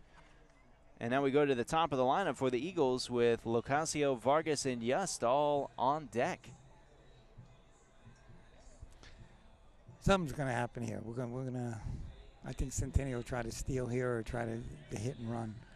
And again, everybody's getting number signs again. So I guess my hand signals are gone. That's a thing of the past. It's a fad, like the yo-yo, the hula hoop.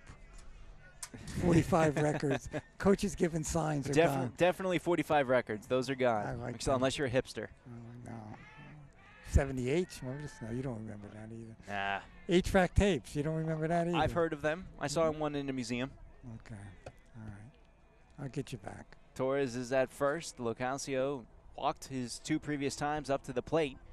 Has a stolen base and a run scored as well, and he's got a 1-0 count here. What do you think of these metric systems that the general managers are going and they're buying players from strictly on stats? The sabermetrics? Sabermetrics. The one that always gets me is wins over replacements. Yeah, some of the stats seem made up. Okay. Here's a pitch down low inside, and the runner's going to go, and he is going to be safe. Torres is going to steal second, and Mejias lost control of that pitch a little bit. It was at the feet of Locascio. He had to jump out of the way, and that gave Torres just enough space to get to second safely. I never understood that stat. Okay, if you're the starter, the replacement's not going to play. So how can you figure out wins over the guy that's not playing? I mean, they come up with these stats. And again, it has worked. It has worked in Oakland a little bit with Moneyball, but they never won the big games with that. It's true. You know. Here's the pitch to Locascio, and that one is in the dirt for ball 3. And how are you going to know different conditions? How's the guy feeling that day? Is the wind blowing in that day? You just can't tell. I mean, sometimes you still got to remember there's an eye test out there. And baseball already has all those stats ready-made and built in. Oh. It seems like no other sport comes close to the number of stats that are available by baseball terms. They brought up, I guess, the new commissioner, Ron Manfredi, brought up about, I'm open to shorten the season to 154 games. People are going nuts because that'll take care of the stats. We're not going to have the stats that they were, and that's what baseball sells. It looks like a bunt that went down low into the dirt and rolled back to the backstop. So we got a full count now for Locascio. 3 balls, 2 strikes, and that was a bunt for a hit. That wasn't a bunt for a sacrifice there. No, he was trying to push that down the first base line. Absolutely. I mean, football, you have the stats, but not as much. No. Basketball, the stat that kills me, plus or minus when you're on the court. Again, there's 4 other people on the court, too. True. It's true. So, I don't know. I like that stat, though. You the like plus that I like stat? it more for hockey, though. Hockey, I can see. 3 balls, 2 strikes, nobody out here in the bottom of the 4th inning. Torres is in scoring position at second. Centennial with the 4-0 lead. Here's the windup, the pitch. That was pushed into play, and it's a slow roller fielded by Peters at second, and he's going to get the out over at first. But Torres does advance to third, so Locascio doesn't get on base safely, but he does advance the runner, and we're going to have a runner at third with 1 out, and we're going to have Yoselian Vargas coming up to the plate. That was the best at bat of this whole game because he took an inside pitch, and his job was to get that runner over to third, even if he gave himself up. That was a great at bat. Vargas, 1 for 1, also had a sacrifice bunt to move Locascio over to second back in the 1st inning. Got to first in the 2nd where he was stranded, and first pitch to him here by Mejias is down low for strike 1. It's an 0-1 count.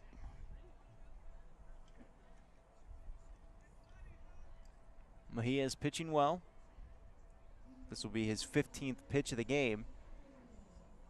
And it looks like he's going to have to take a quick timeout as didn't feel comfortable or didn't like the call that he was getting. Infield's in. So now the runner's got to decide. I'm either going to go on contact or I'm not going to go at all. Okay? You got to make that decision immediately. Torres out at the edge of the dirt. Third baseman Stubbs a couple steps ahead of him. Pitch to Vargas down low in the dirt. Lost in the knees of Lopez, but Vargas signals to Torres to hold up at third. We got a 1-1 count. You want to take your lead at third base in foul territory, come down the line in case the ball's hit. But when you come back, you want to come back in fair because that blocks the catcher's view of making that throw. So you lead in foul, come down the line in foul territory, and then you come back in fair territory. And we'll get a quick stoppage in play here as the coaching staff for Lincoln Park will come out and have a conference on the mound with Mejias and the rest of the infield here. Big situation for Centennial. How important is it to build on a 4-0 lead? You're halfway through the game here in the bottom of the 4th, the 7th inning game in the high school level. Mm-hmm. You've got a 4-0 lead. Your offense or your defense has played well, but Lincoln Park has been in position to score runs here in this game. Are you comfortable with the 4-0 lead at this run? At this point? Absolutely not, because you never want to give the opposition a chance to think that they can get back in the game. 4-0, you can get back in. 6-7-0, you start having your doubts. Okay, anything closer to that, you get to you're looking at the 10-run rule, which was my favorite of my buddy McGuire. Okay, when he was umpiring, you got to 9. If you were up 9 runs, you got to 10. Every time? He found a way to get to 10. A throwback to third is going to hold Torres on. He's back safely. Oh, Rick was the best. He'd be behind home plate, and say the team at bat was the team in the field was up 9. He would tell that, or the team at bat was up 9. He would tell that batter, swing, we're going to go up 10. I got a roast in the oven. 1-1 count, 1 out here in the bottom of the 4th inning. Mejias delivers a fastball down in the dirt for ball 2. Great job by the catcher there. That was a really nice block. Going to Centennial, looking at the scoreboard over there for softball. They're up 3-2, bottom of the 5th against the undefeated Okeechobee Brahmins there. So they're trying to keep an eye on that game too.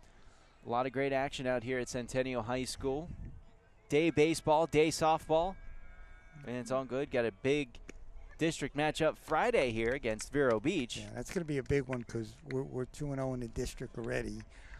Vero has a loss, Treasure Coast has a loss, Central has a loss. So you only play 6 district games. So if you can get to that 3-0 spot, then you're looking at the second time you play everybody. You win 1 out of 3, you're right in the running no matter what. 2-2 pitch swung on and missed down low. It was dropped, but the throw over to first is in time, and now their runner's going to go, and Torres is out easily at home. And too much hesitation to try that play, I think. No, I think the last 2 innings, Centennial has run themselves out of innings, You got to, if you swing and miss, you got to go immediately down the line. I think he hesitated. Both runners hesitated. Swing and a miss from Vargas, or strike 3 for out number 2, and then Torres tagged out at home. And that is going to end the inning. We move to the top of the 5th when we return. It's the high school baseball game of the week. You're watching it on WLX TV and listening to us on WPSL 1590 radio. We'll be back in a moment. New pitcher here for Centennial. Michael Lyons is done after 2 innings. He was running out of the dugout, and Coach Zeminski caught him and said, nope, you're done, son. 2 innings pitched through 36 pitches, had 2 strikeouts, 2 walks.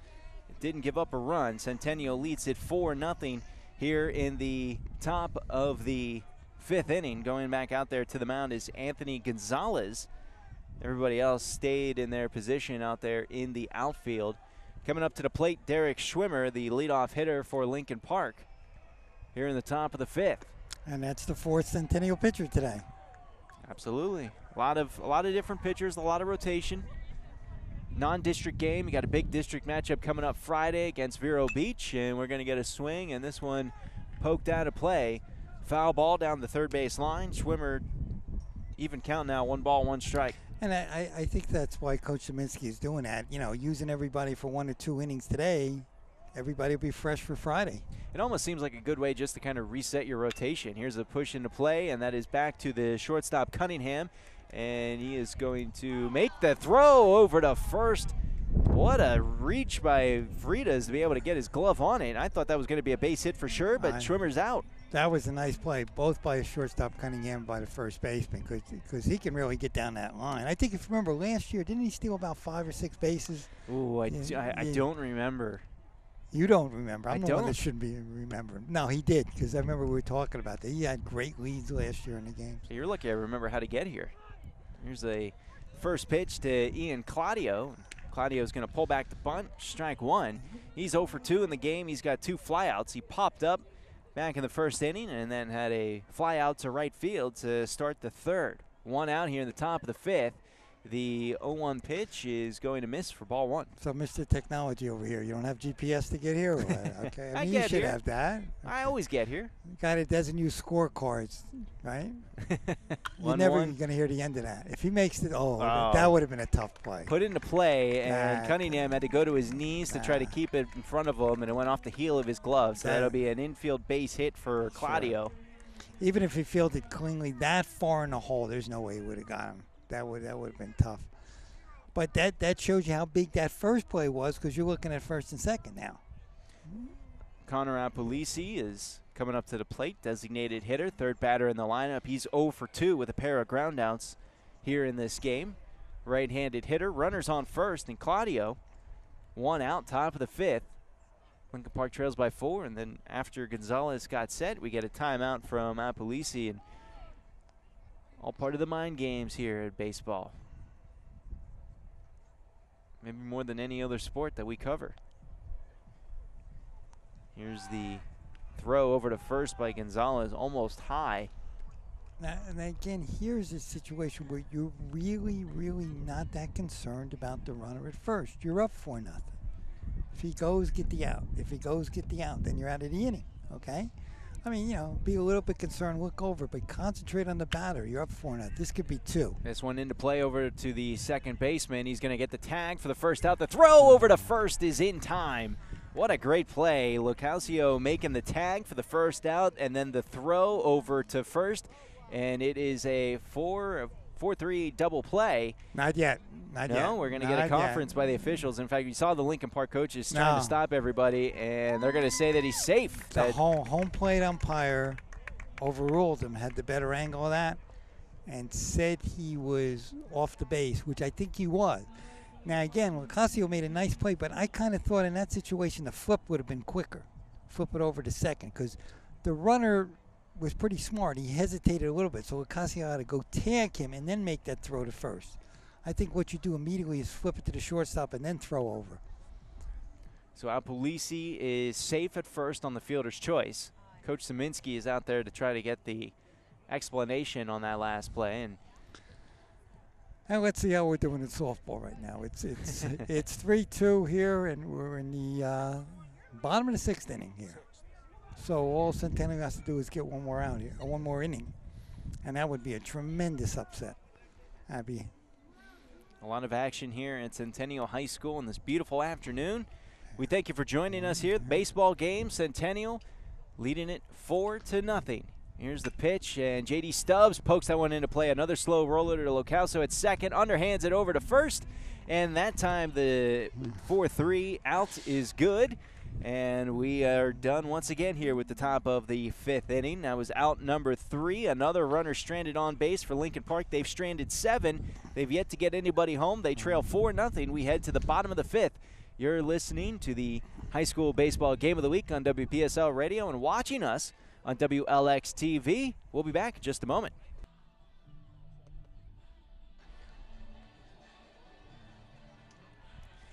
Welcome back to Centennial High School. Mike Thomas alongside John Messina. You're watching this game on WLX TV, listening to us on WPSL 1590. If you miss any part of this game, it'll be available on demand. You can get it on WPSLTV.com, or you can check us out on the WLX website as well. Bottom of the 5th inning, Centennial with a 4-0 lead. Just is coming up to the plate. He's 1 for 2 in the game, had a single his first time up, or I'm sorry, he had a sacrifice. A single, I'll get this right eventually. A single and a stolen base his first time up and grounded out his second time up, and now he's got a 1-1 count here in the bottom of the 5th inning. Now see, if you read that off the scorecard instead of the iPad, you would have got it the first time. Just telling you there. I was looking at the wrong part of the scorecard, that's all. Here's a shot over to the gap at short and fielded by Claudio, and the 6-3 ground out is good. See, I've got the traditional scorecard right here, and that's what I was reading that confused me. If I had been sticking with my electronic devices, that'd have been okay. Okay. All right. I'll accept that explanation. Not really, but since we're on the air, I'll accept it. Okay, good. Okay. Just for you tonight. Well, the 6-3 ground out is going to be the first out of the inning. That leads us to the right fielder, number 15, Josh Barr. He'll step up, and he'll swing on the first pitch for strike 1. He's over. Well, hasn't had an official at-bat yet. He was walked his last time up and had the RBI sac fly back in the first inning. Right. Scored a run as well in the third when he walked. Fastball there, and that one is in there for strike 2. I really like this pitcher. He's doing an excellent job. He's getting ahead of the hitters and keeping them off balance. Chris Mejias. Chris is doing a great job out there. Here's the 0-2 pitch from Mejias, and this one's popped straight back, and it's out of play. And that is going to land in the palm trees behind us here for keeping the count at 0-2. We had 4 cars. out there and the truck, and I missed all of them. Somehow. 0-2 count. Josh Barr will be facing his 4th pitch from Mejias. Mejias has been playing well. This will be his 25th pitch of the game. 10 balls, 14 strikes, and make nice it pitch. Another pitch for a strike. It was down low. The ball at the bottom dropped out on that pitch, and Barr swung over the top of it for strike number 3 in the second out of the inning. That was an excellent pitch. And again, when you're ahead of the batters, there's so many different things you could do. When you fall behind, you got to come and throw strikes. It's a very, very simple game when you think about that. John Cunningham will come up to the plate. 0 for 1 in the game. Struck out back in the first inning. Did walk in the third and reached third before that inning came to a close. And he makes contact on this first pitch, and it's a streaker down the first base line that's going to curve foul for strike 1. Now you hope the base running mistakes that Centennial made in the 4th and the 5th don't come back and haunt them, because they could have been up 6, 7, 8 nothing now. They're up 4-0. They scored all of their runs in the first 3 innings, and they've got goose eggs. Right, they had 4th and the 5th. They had runners in scoring position the last 2 innings, but they're playing really well defensively. 0-1 count with 2 outs here in the bottom of the 5th. Pitch from Mejias. Another nice pitch that is right in there on the inside part of the plate for strike 2. He's been very, very effective. 0-2 count. Mejias seems to play better as the game goes on. Here's the pitch. And that one is upstairs for ball 1. You think that was the setup pitch? That was the setup pitch. He knows what he's doing out there. That was the setup pitch. So where's this one going to be? Inside. Inside and low. Cunningham with the 1-2 count. Mejias will wind up the pitch. Low and inside. Too low, though. Ball 2. I rest my case. It's almost like you've coached this before and had a lot of success. Almost. Almost. A lot of help. A lot of good people. How many championships? 5, but nah, I didn't win one. I had a great bunch of kids, and I always had the best assistant coaches around. 2-2 pitch inside. We got a 3-2 count. I always tell everybody, you're only as good, obviously, as your players, but you're only as good as your assistant coaches, because you have to work as a team. And that's the mark of a good team, when you have a great staff. 3-2 pitch downstairs, ball 4. Cunningham's going to get on base, his 2nd walk of the game. That was the first time I thought Chris kind of overthrew a little bit, his last pitch. He was kind of gliding in there, and that last pitch he kind of overthrew a little bit, because he's got very, very good command of his pitches. The 6th batter in the lineup for Centennial's number 5, Joseph Freitas, the first baseman. 1 for 2. Had a single and a ground out his last 2 times up. I'm going back and forth. I'm looking at the softball game behind me, because they're in the 7th inning with 1 out. Centennial up 3-2. Here's the pitch to Freitas, and that's down in the dirt, ball 1. Centennial baseball team here. They've got a 4-0 lead. Cunningham is at first for the Eagles, who have stranded 4 runners on base so far this game. Lincoln Park has had their chances. They've got 7 runners that they've gone on base. They've stranded all of them, though. Several of them have made it into scoring position. Here's a chopper that is going to be fielded by the third baseman, Stubbs, and he couldn't field it cleanly. It went off the heel of his glove, and that is going to go down as a nice hit for both of these runners. Could, I guess, if we were being mean, roll an error. That's a tough play. But we're going to call it a single. They'll call it a single. That's a tough play. I mean, even the third baseman would have said, I should have had it, but that's a tough play. Runner was going pretty good down the line. Center fielder Kevin Lazou is up. Had a single down the third base line earlier in the game. Was also able to reach on a walk. And runners at first and second with 2 outs here in the bottom of the 5th. He did a good job when he got that single down the line. That was a hanging curve, and he just pulled it. Was able to score a run as well after that base hit back in the 2nd. Scoring the 2nd run of the game, or the 3rd run of the game for Centennial. 0-1 pitch is down in the dirt. Runners are going to advance safely, as it took Lopez a while to find the baseball. And Cunningham gets over to 3rd. Freitas is over at 2nd. So runners in scoring position for Centennial with a 1-1 count. And again, that's when the ball's in the dirt and you don't know where it is. As a catcher, don't turn and turn your back. Look at the pitcher, and the pitcher will point where that ball is. Pass ball advances the runners. There's the 1-1 and swung on and missed. Strike two for Lazoo. 1-2 count. Cunningham at third, Freitas at second.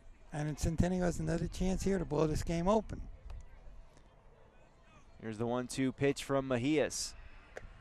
In there, strike three called on the inside part of the plate.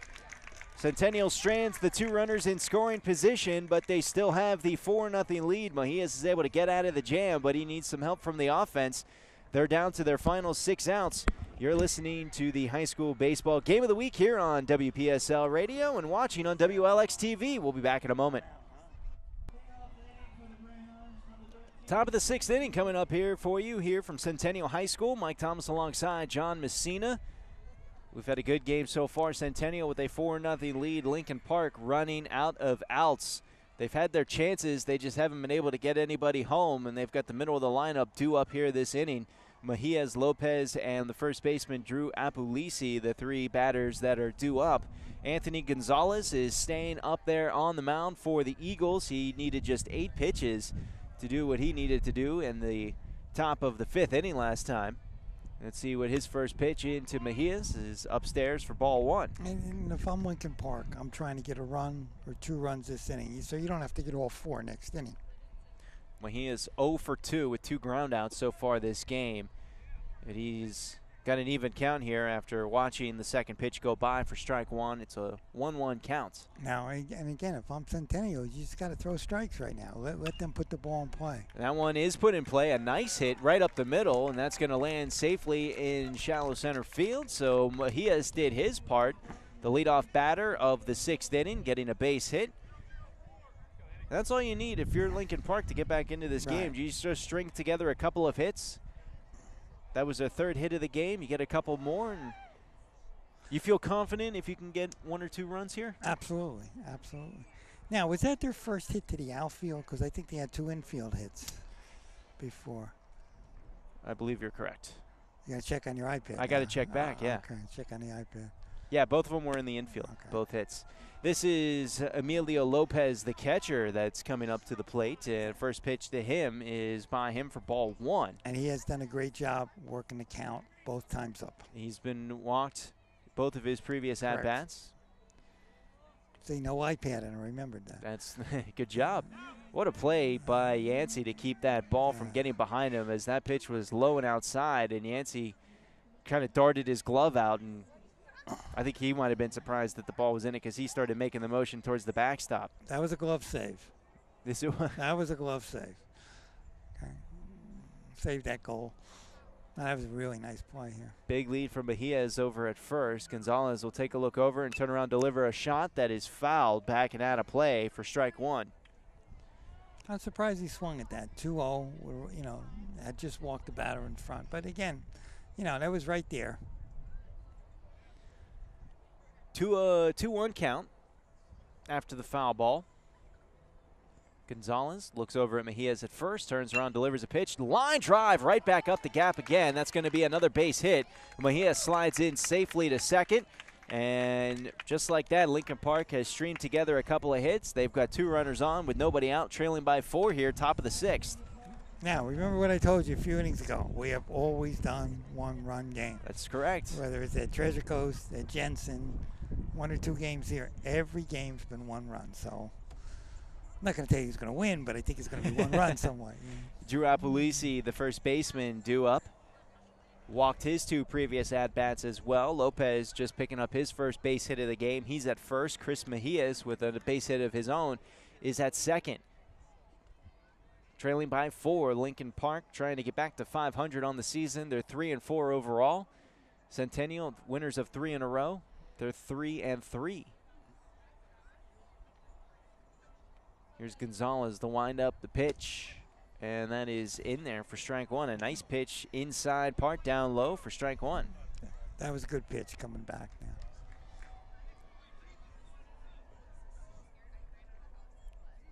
There's the 0-1 count.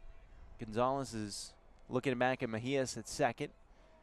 Nobody covering the bag. He'll turn around, deliver a pitch, and that is in there for strike 2. A little bit of a delayed call from the home plate umpire, but then results the same, an 0-2 count. Gonzalez ahead. I don't know if you really waste one here. I mean, you know, something that's just a little bit off the corner. There's the 0-2 pitch. Swung on and missed, strike 3. And that was a little bit off the corner. That was a great pitch. Great pitch right there.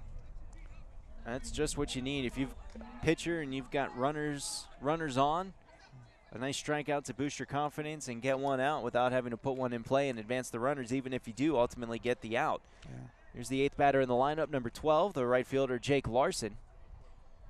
Larson struck out swinging his last time up, also had a sacrifice bunt back in the 2nd. He puts this one on the ground. It's a roller to first, scooped up by Freitas. He's going to tag him out at first, but that will advance Mejias and Lopez into scoring position at 2nd and 3rd. But there are 2 outs now, and we've got the 9th batter in the lineup, Royce Neal, coming in, the left fielder. Now, Joey made the right play there. There's no way you take a chance and try to throw across the diamond. Just get the out. Now you got 2 outs. You got the 9th batter coming up, which is very, very big. Again, you don't want that leadoff batter coming up with the bases loaded. Neal's 0 for 2, grounded out to the first baseman back in the 2nd, then flew out to center field to end the 4th. Here's a pitch down low. That's going back to the backstop. That might be the first run of the game for Lincoln Park. Mejia slides in safely, and Lopez advances to 3rd on the wild pitch from Gonzalez.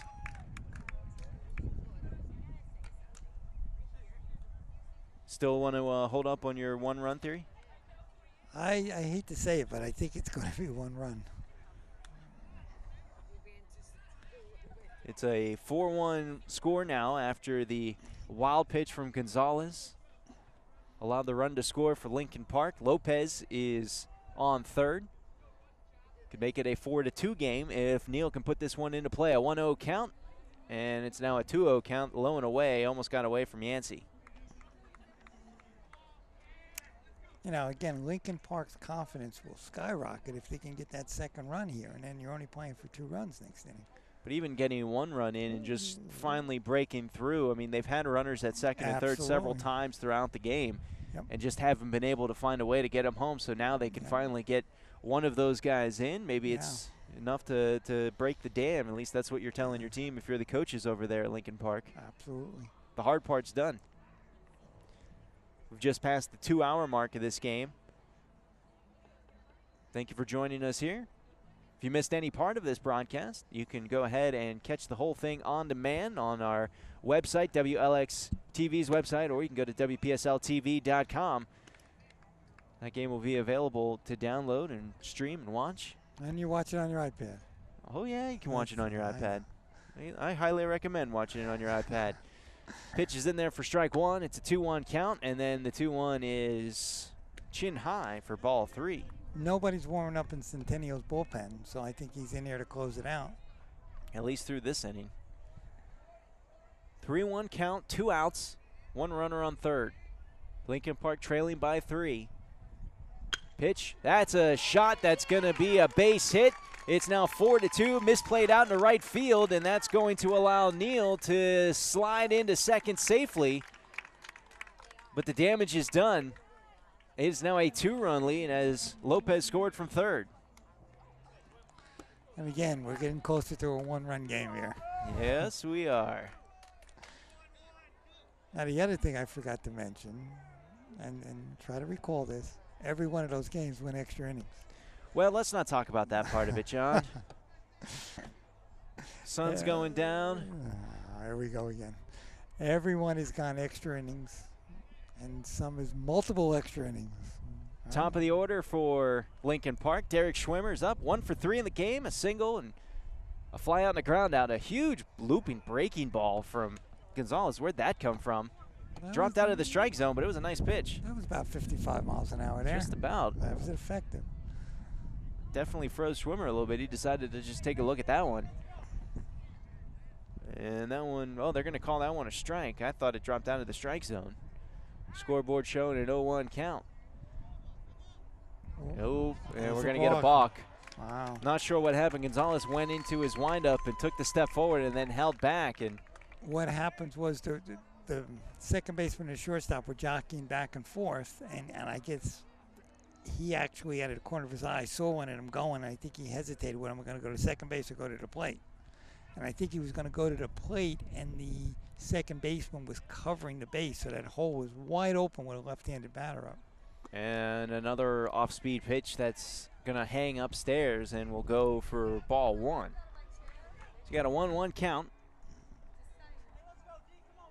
Not too often you see a balk. Got one here, put a runner at third, and this one is going to be hit foul out of play down the third base line, so we have a 1-2 count. Now that Neal was able to advance, he had a single, an RBI single that made it 4-2. It was misplayed by Josh Bauer out in right field. That allowed him to get to second, and then the balk moved him to third. That's how he was able to get what really should have been Neal over at first. Now he's all the way over at third. We got another foul ball pulled down the first base line by Schwimmer, and it is a 1-2 count with 2 outs. Top of the 6th inning. Here's the windup, the pitch from Gonzalez in the dirt, ball 2. Nice play by Yancey back there, because he made a great, save there. It would have been 4-3. We've seen him have to make a couple of those here this afternoon. Looks like he plays hockey in his spare time here in the goal. 2-2. Once again down in the dirt, and we got a full count. 3 balls, 2 strikes. Schwimmer battling back.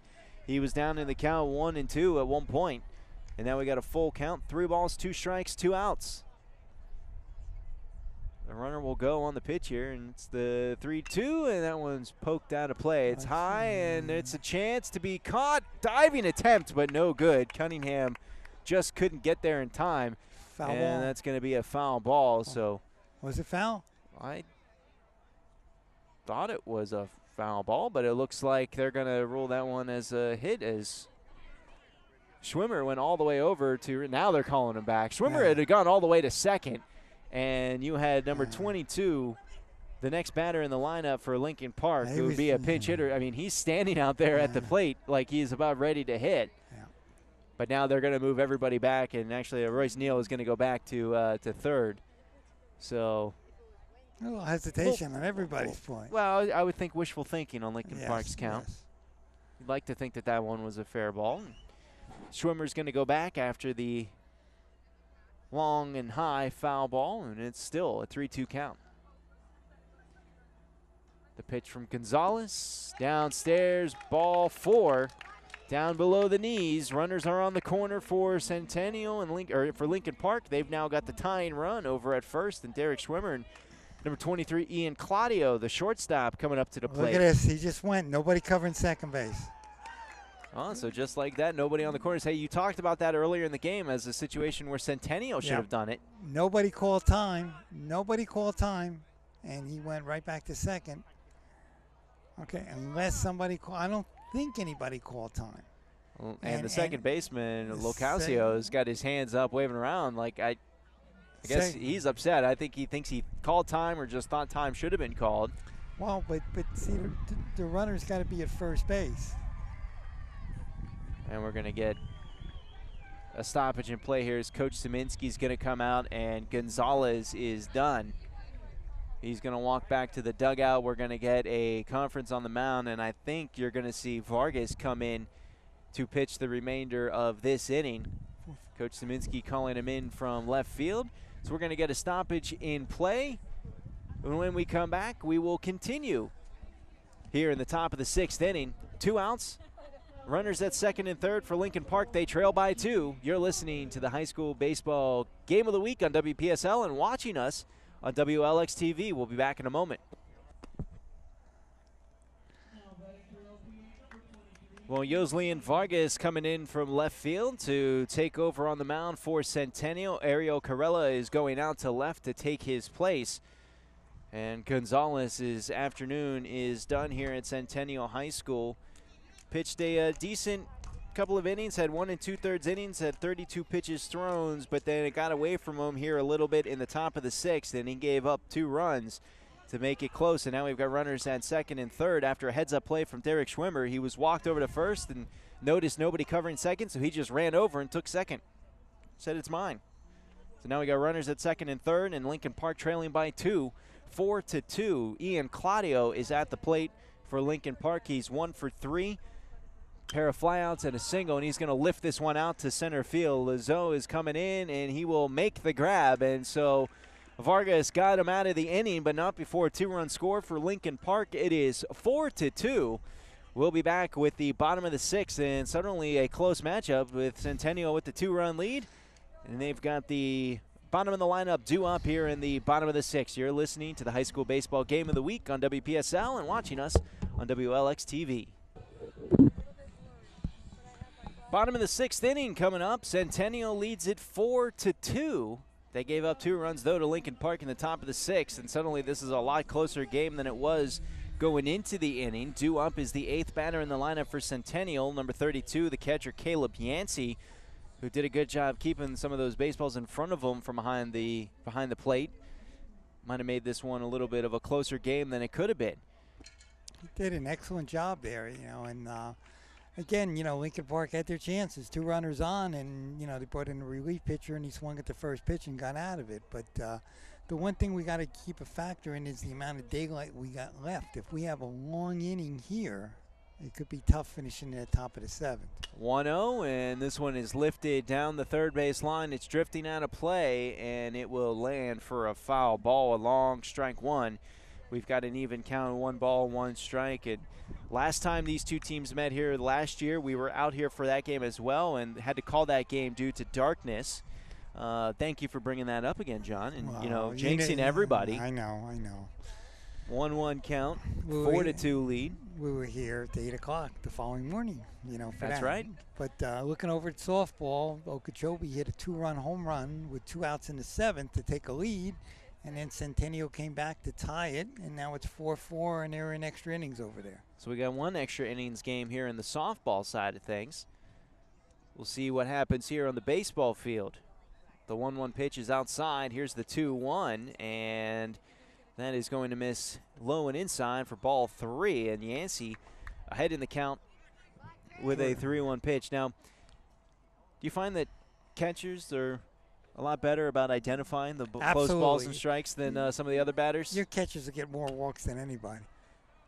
Foul backing out of play. That's going to fill us up 3 balls, 2 strikes. Your catchers always make the best managers. I want you to think how many catchers been managers. It's true. Right? It's a lot. And you're basically the manager on the field, right? Absolutely.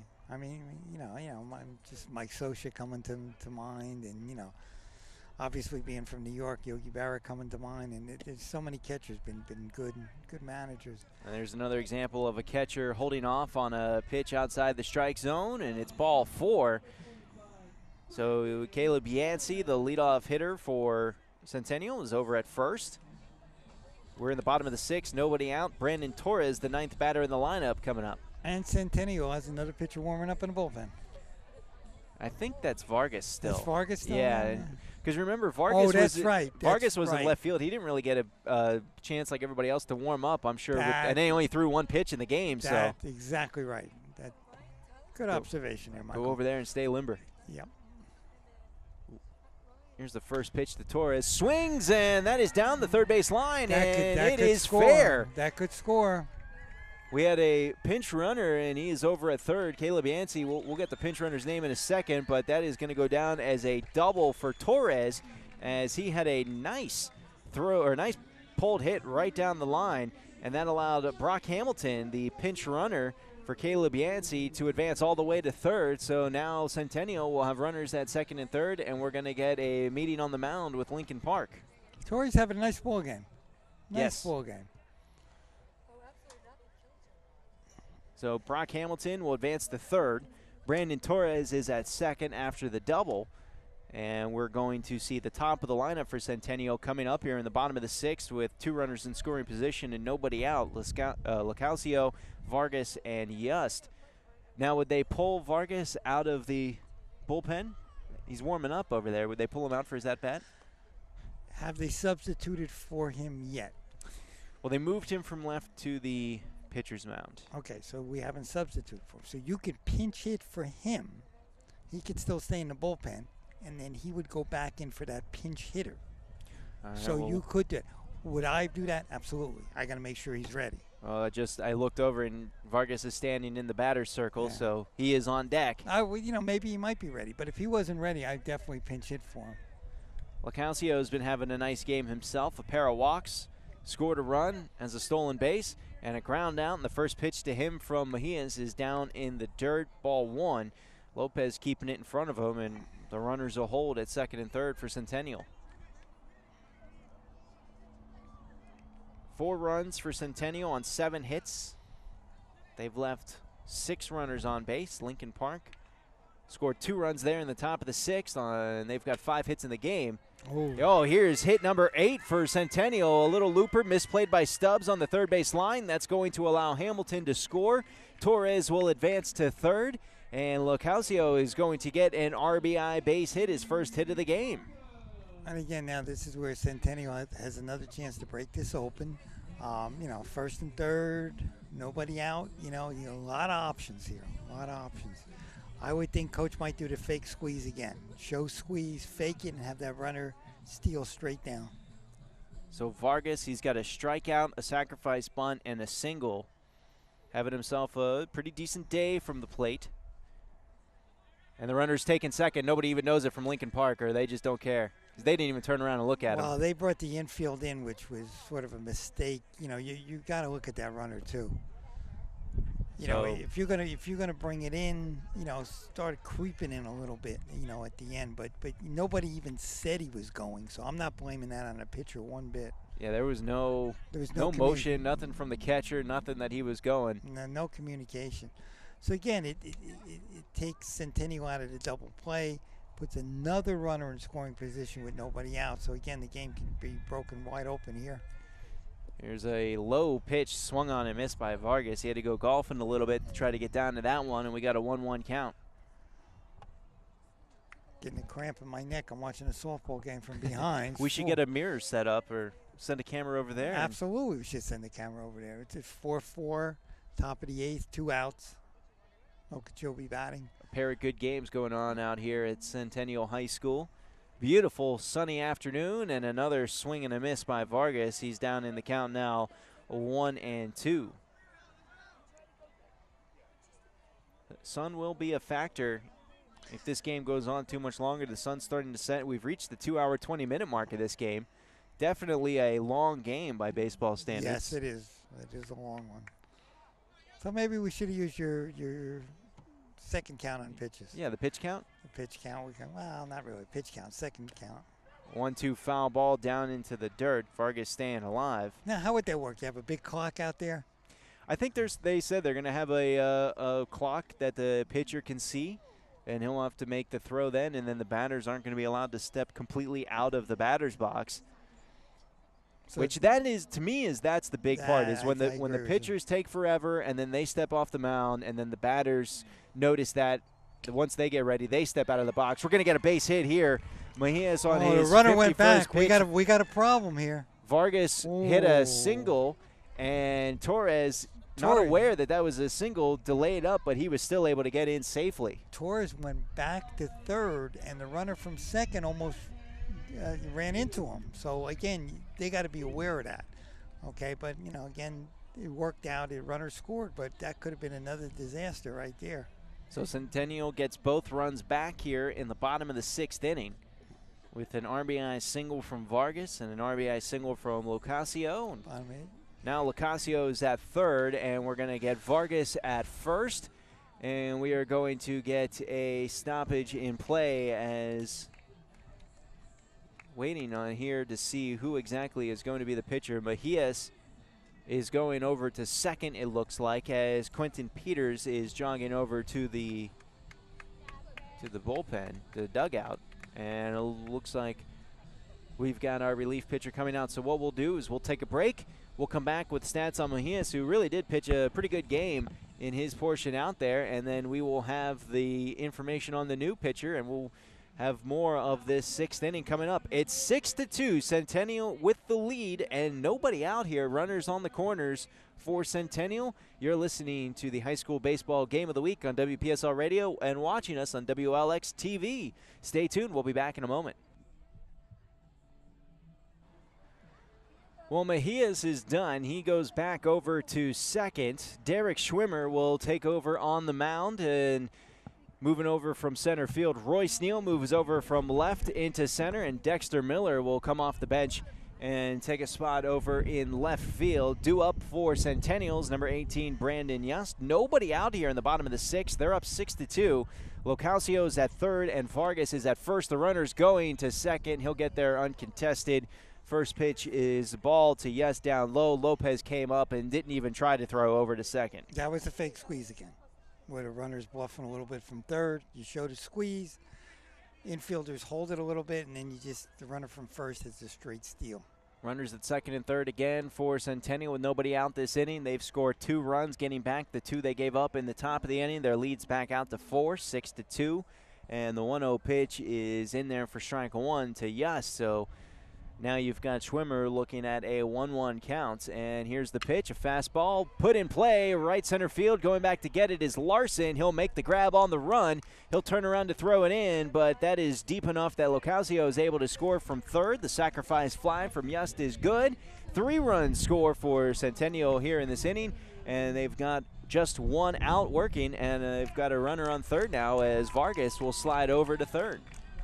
A nice piece of hitting. That was a real nice piece of hitting. And we're going to get a Brock Hamilton coming in as a pinch hitter here. And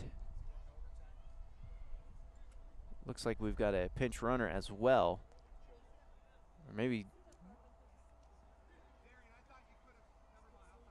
Well, I'm confused. There was supposed to be a runner at third, and he went into the dugout. I think they're doing a pinch runner for the runner at third. Well, nobody's coming out. Somebody tagged and went from second to third. Maybe they say he didn't tag, and they got him out that way. Maybe. Didn't see the call on the field. There was no outs? There was no outs. Maybe he left early, or? So right now the bases are empty for Centennial. Invisible man on second. Maybe. Maybe. Here's the pitch to Hamilton, and the first pitch is going to miss for ball 1. So on that last play, you had the sacrifice fly from Yost. Locascio scored. Right. The runner he was advanced by a batter. I guess Vargas had to be out by probably just not a tag. I would say. I mean, maybe they were able to get it to second. Maybe he didn't tag up. Yeah. But now we've got Brock Hamilton at the mound, or at the plate. Nobody objected, so. It's clearly just the call that we missed. Yeah. There's the 0-1 count, and that is in there for strike 2. So Brock Hamilton staring down an 0-2 count with 2 outs here in the bottom of the 6th inning. A 5-run lead for Centennial. Here's a nice line drive out to left field. Miller, it's over his head. He's going to go all the way back to the wall. Hamilton's turning around first. He is in for a stand-up double. Now, the big question, did the invisible man score? Not on my score sheet. Not on your score sheet. I don't know about yours, and I don't know about the official one. So now we're going John Cunningham coming up to the plate. 2 outs in the bottom of the 6th. Brock Hamilton over at second. Big inning for Centennial. They've now got 10 hits in the game, 3 runs scored here in this inning. They lead it 7-2. They swung the bats very, very well this inning. And we got an intentional walk. So Cunningham will go over to second. And I think we're going to get a pinch hitter here. So let's go ahead and Brock Hamilton still at second. Cunningham is at first. Now you're going to have a force out at first, second, or third, and we're getting a pinch hitter. Joseph Freitas will not get another chance to go back out there. This will be number 3, Anthony Pagazzi. So Pagazzi getting a chance with his first at-bat of the game. Coach Saminsky's doing a nice job getting everybody in the game. I know he used enough pitchers, but now honestly, he's getting everybody in the game, which is really nice right now. This is just Pagazzi's 3rd plate appearance of the season. He's 1 for 2. His father's our first base coach, so I know Al would love to see him get a hit right here. First pitch is down low for a ball. You got a 1-0 count.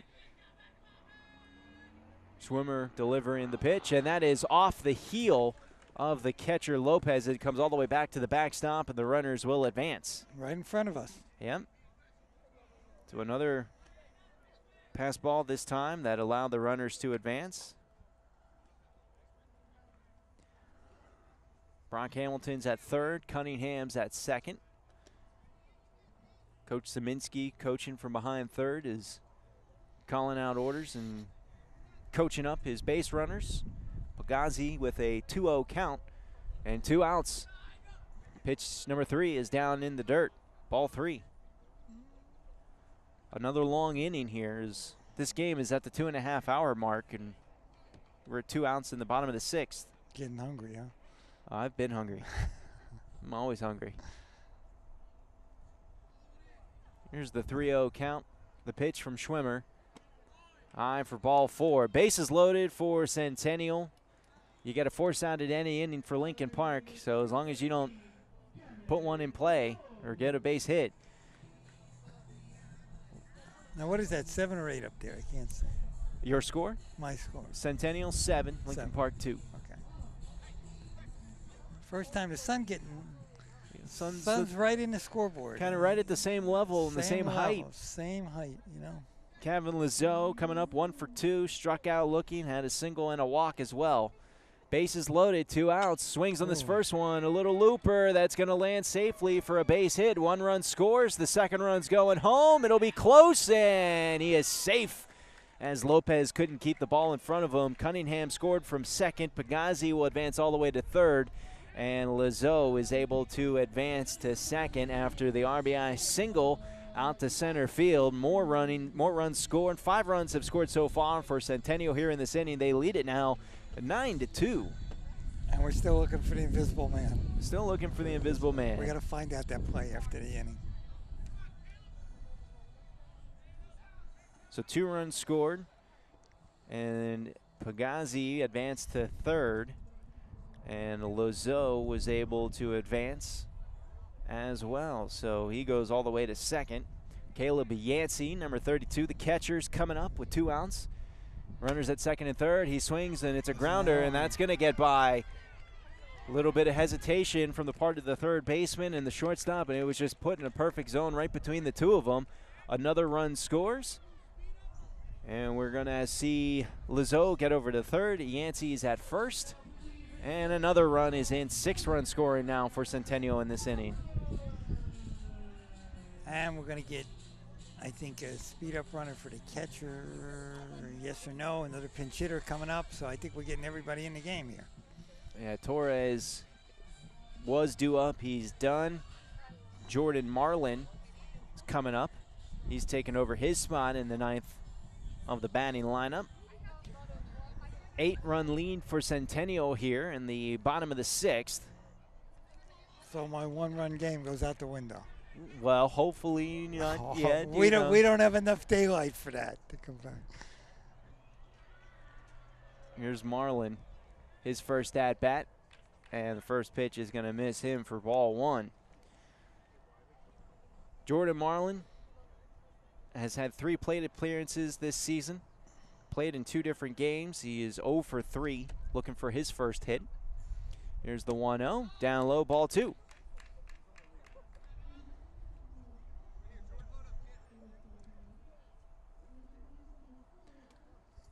2-0 count, 10-2 score. Centennial really pouring it on here in the 6th, just when it looked like Lincoln Park was able to get back into it, cutting the lead to just 2 with 2 runs scored in the top of the 6th. Centennial rebounded with a vengeance. Well, that's always the mark of a good team. You know, when the other team scores and cuts into your lead or takes the lead, you come right back, and that takes the momentum away from them. I mean, if Centennial went out 1-2-3, I think Lincoln Park had a lot of momentum going into that 7th inning. Here's another pitch, and that one's in there for strike 2. We got a 2-2 count.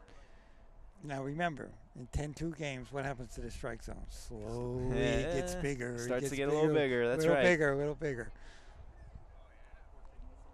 Marlin is the 11th batter to come into the batter's box here in this game. And we're going to get a drop third strike And that will be thrown over to first for the third out of the inning, and that will end the sixth, but the damage is done. 6 runs scored for Centennial. They'll take a 10-2 lead to the top of the seventh.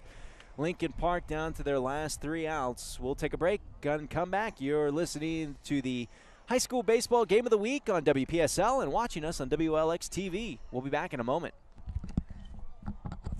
Final 3 outs for Lincoln Park here, top of the seventh. Vargas back on the mound to try to close this game up for Centennial. They poured it on at the bottom of the sixth, scoring 6 runs. They've got a 10-2 lead. Lincoln Park just a couple of outs away. They're trying to get back to 500 on the season overall.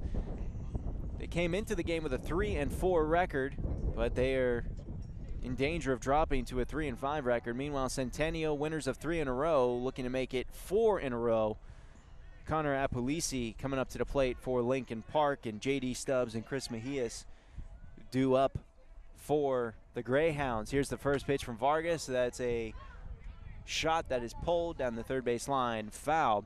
Want to remind you that if you missed any parts of today's broadcast, well, you can catch them on demand. We'll have the entire game loaded up to both websites. You can go to WPSLTV.com to catch the game there. You can also catch us at the WLX TV website, the St. Lucie County School Board channel. Here's a shot out to right field. That's going to drop for a base hit. So Apolisi, the leadoff man, is on. And we're going to get number 10, the third baseman, J.D. Stubbs, coming up to the plate. All right, Lincoln Park's going to go down swinging. I mean, they had a good 6th inning. They hit the ball well in the 6th inning. They hit the ball real well in the 6th inning. Over at softball, it's 4-4 in the ninth inning. So 1 out in the 9th inning with Okeechobee batting, so they could be here for a while. But we don't have that much daylight left. Unless you want me to turn the lights on, which we don't have. We'll bring up the cars. We'll bring up the cars, the old days. Vargas pitched down low into the dirt for ball 1.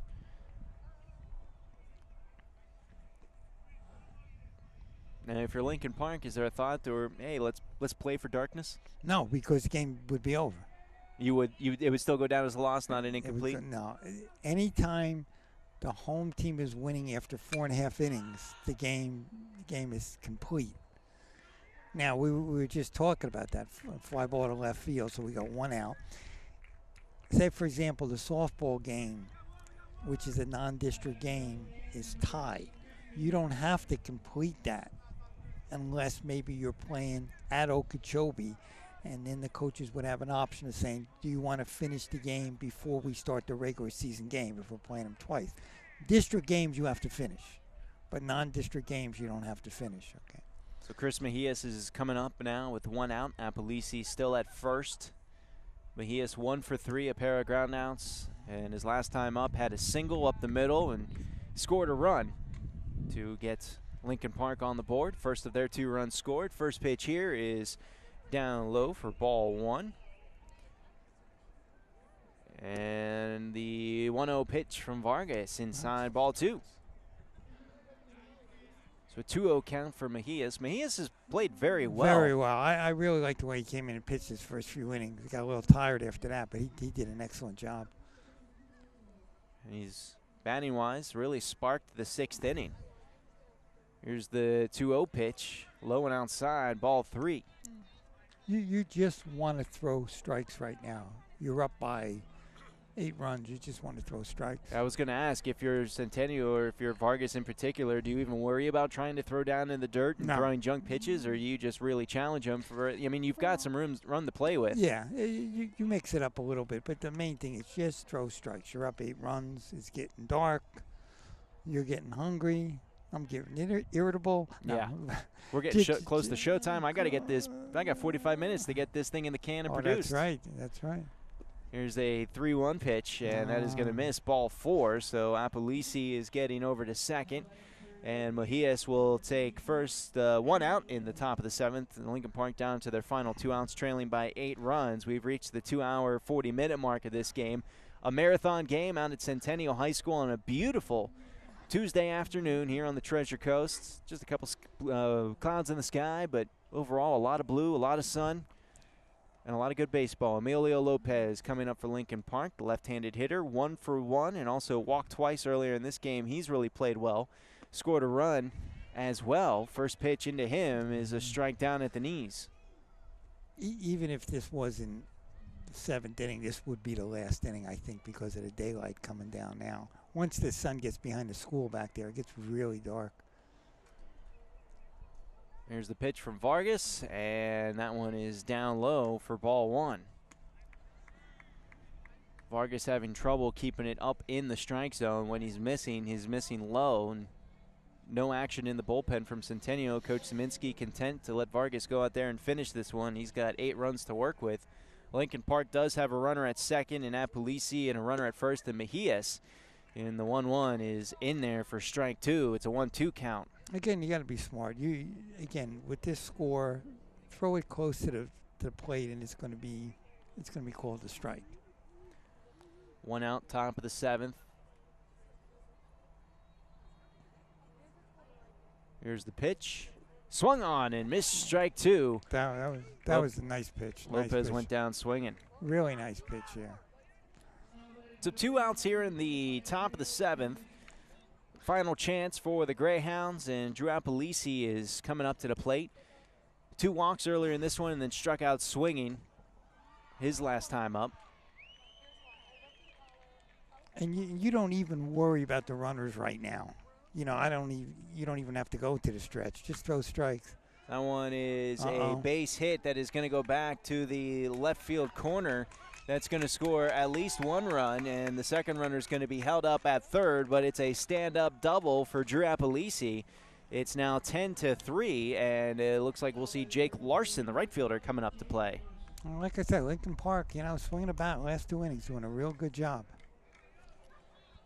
So Mejias advances to third. Apulisi with the stand-up double is at second.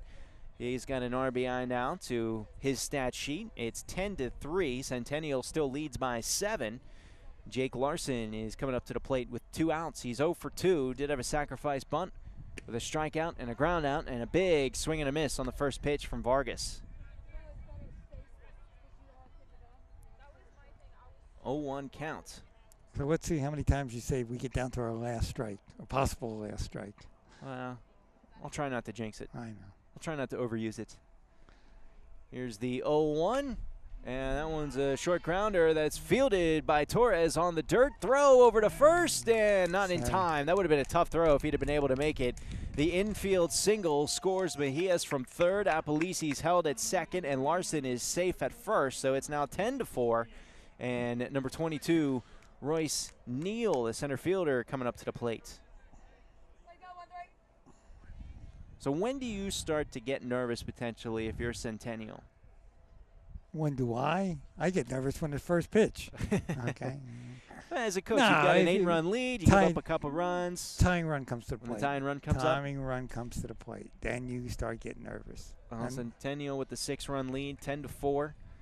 Vargas delivers a pitch to Neal, and it's in there for strike 1. Neal 1 for 3 in the game. He's got a ground out and a fly out and a single, an RBI single at that. That was his last time up. He's got an 0-1 lead, or an 0-1 counts. Here's the pitch, outside, ball 1.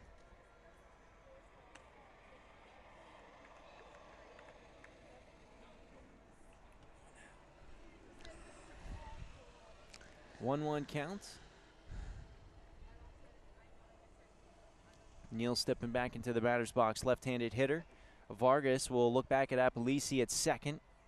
Turn around, deliver a pitch, fastball inside, and that's going to miss the strike zone, ball 2. Now from the 5th inning on, how many hours did we play?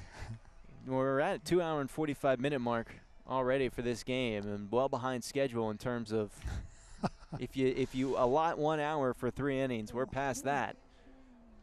Here's the 2-1 pitch. This is lifted out to shallow right center field.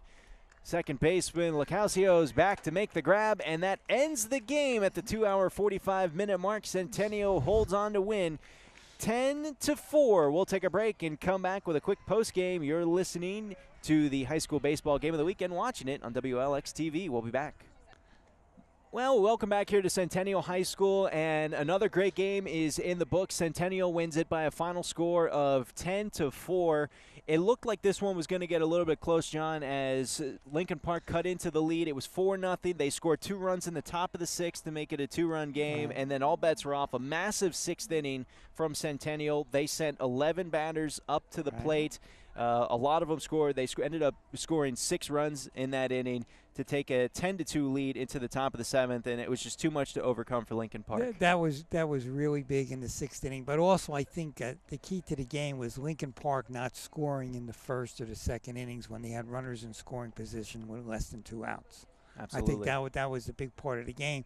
So when Centennial was up 4-0, it could have been 2-2 or something like that, So I think that was the part. And Centennial got their runs in the first few innings. They scratched the runs. They did hit and run. They stole, and I think that was the key to the game right there. Well, it certainly was a fun game and a good game for Centennial. Lincoln Park played well defensively, gave up small runs here and there early on until the big inning in the 6th, but it really was the inability to score those runners that Lincoln Park was able to get into scoring position early on in this game that was the difference early on. Anyway, that made it a 4-0 lead throughout most of the middle part of this game. Now, Centennial, they improved to 4-3 on the season. They have won 4 in a row, a great win for Centennial here tonight. Lincoln Park falls to 3-5. Now, for Centennial, you guys are back out here on Friday. That would be the 6th. Right. You're going to have a district matchup against Vero Beach. You're already 2-0 in the district, so that's a big game. That's a tremendously big game. 3-0 in the district would give you a leg up on everything. So that's a big game, and Coach didn't overuse any of his pitchers today. I think everybody will be ready to go on Friday, so we'll see what happens. 3:30 start time on Friday? 3:30 start time. Well, that's going to do it for us here from Centennial High School. Want to remind you, this game is available on demand. You can check us out. If you missed any part of this broadcast, you can go to WPSLTV.com or check us out at the WLX TV website as well. For everybody that made this happen, the entire crew, and John Messina, thank you so much for joining us and having us out here. Beautiful Centennial High School. Great field, great new scoreboard. Right. And all went noticed. And thank you for WXL and WPSL coming out. We enjoy how much you put into it, giving back to high school sports. We really do. Thank you. Centennial wins it by a final score 10-4. We'll see you guys next time on the High School Baseball Game of the Week.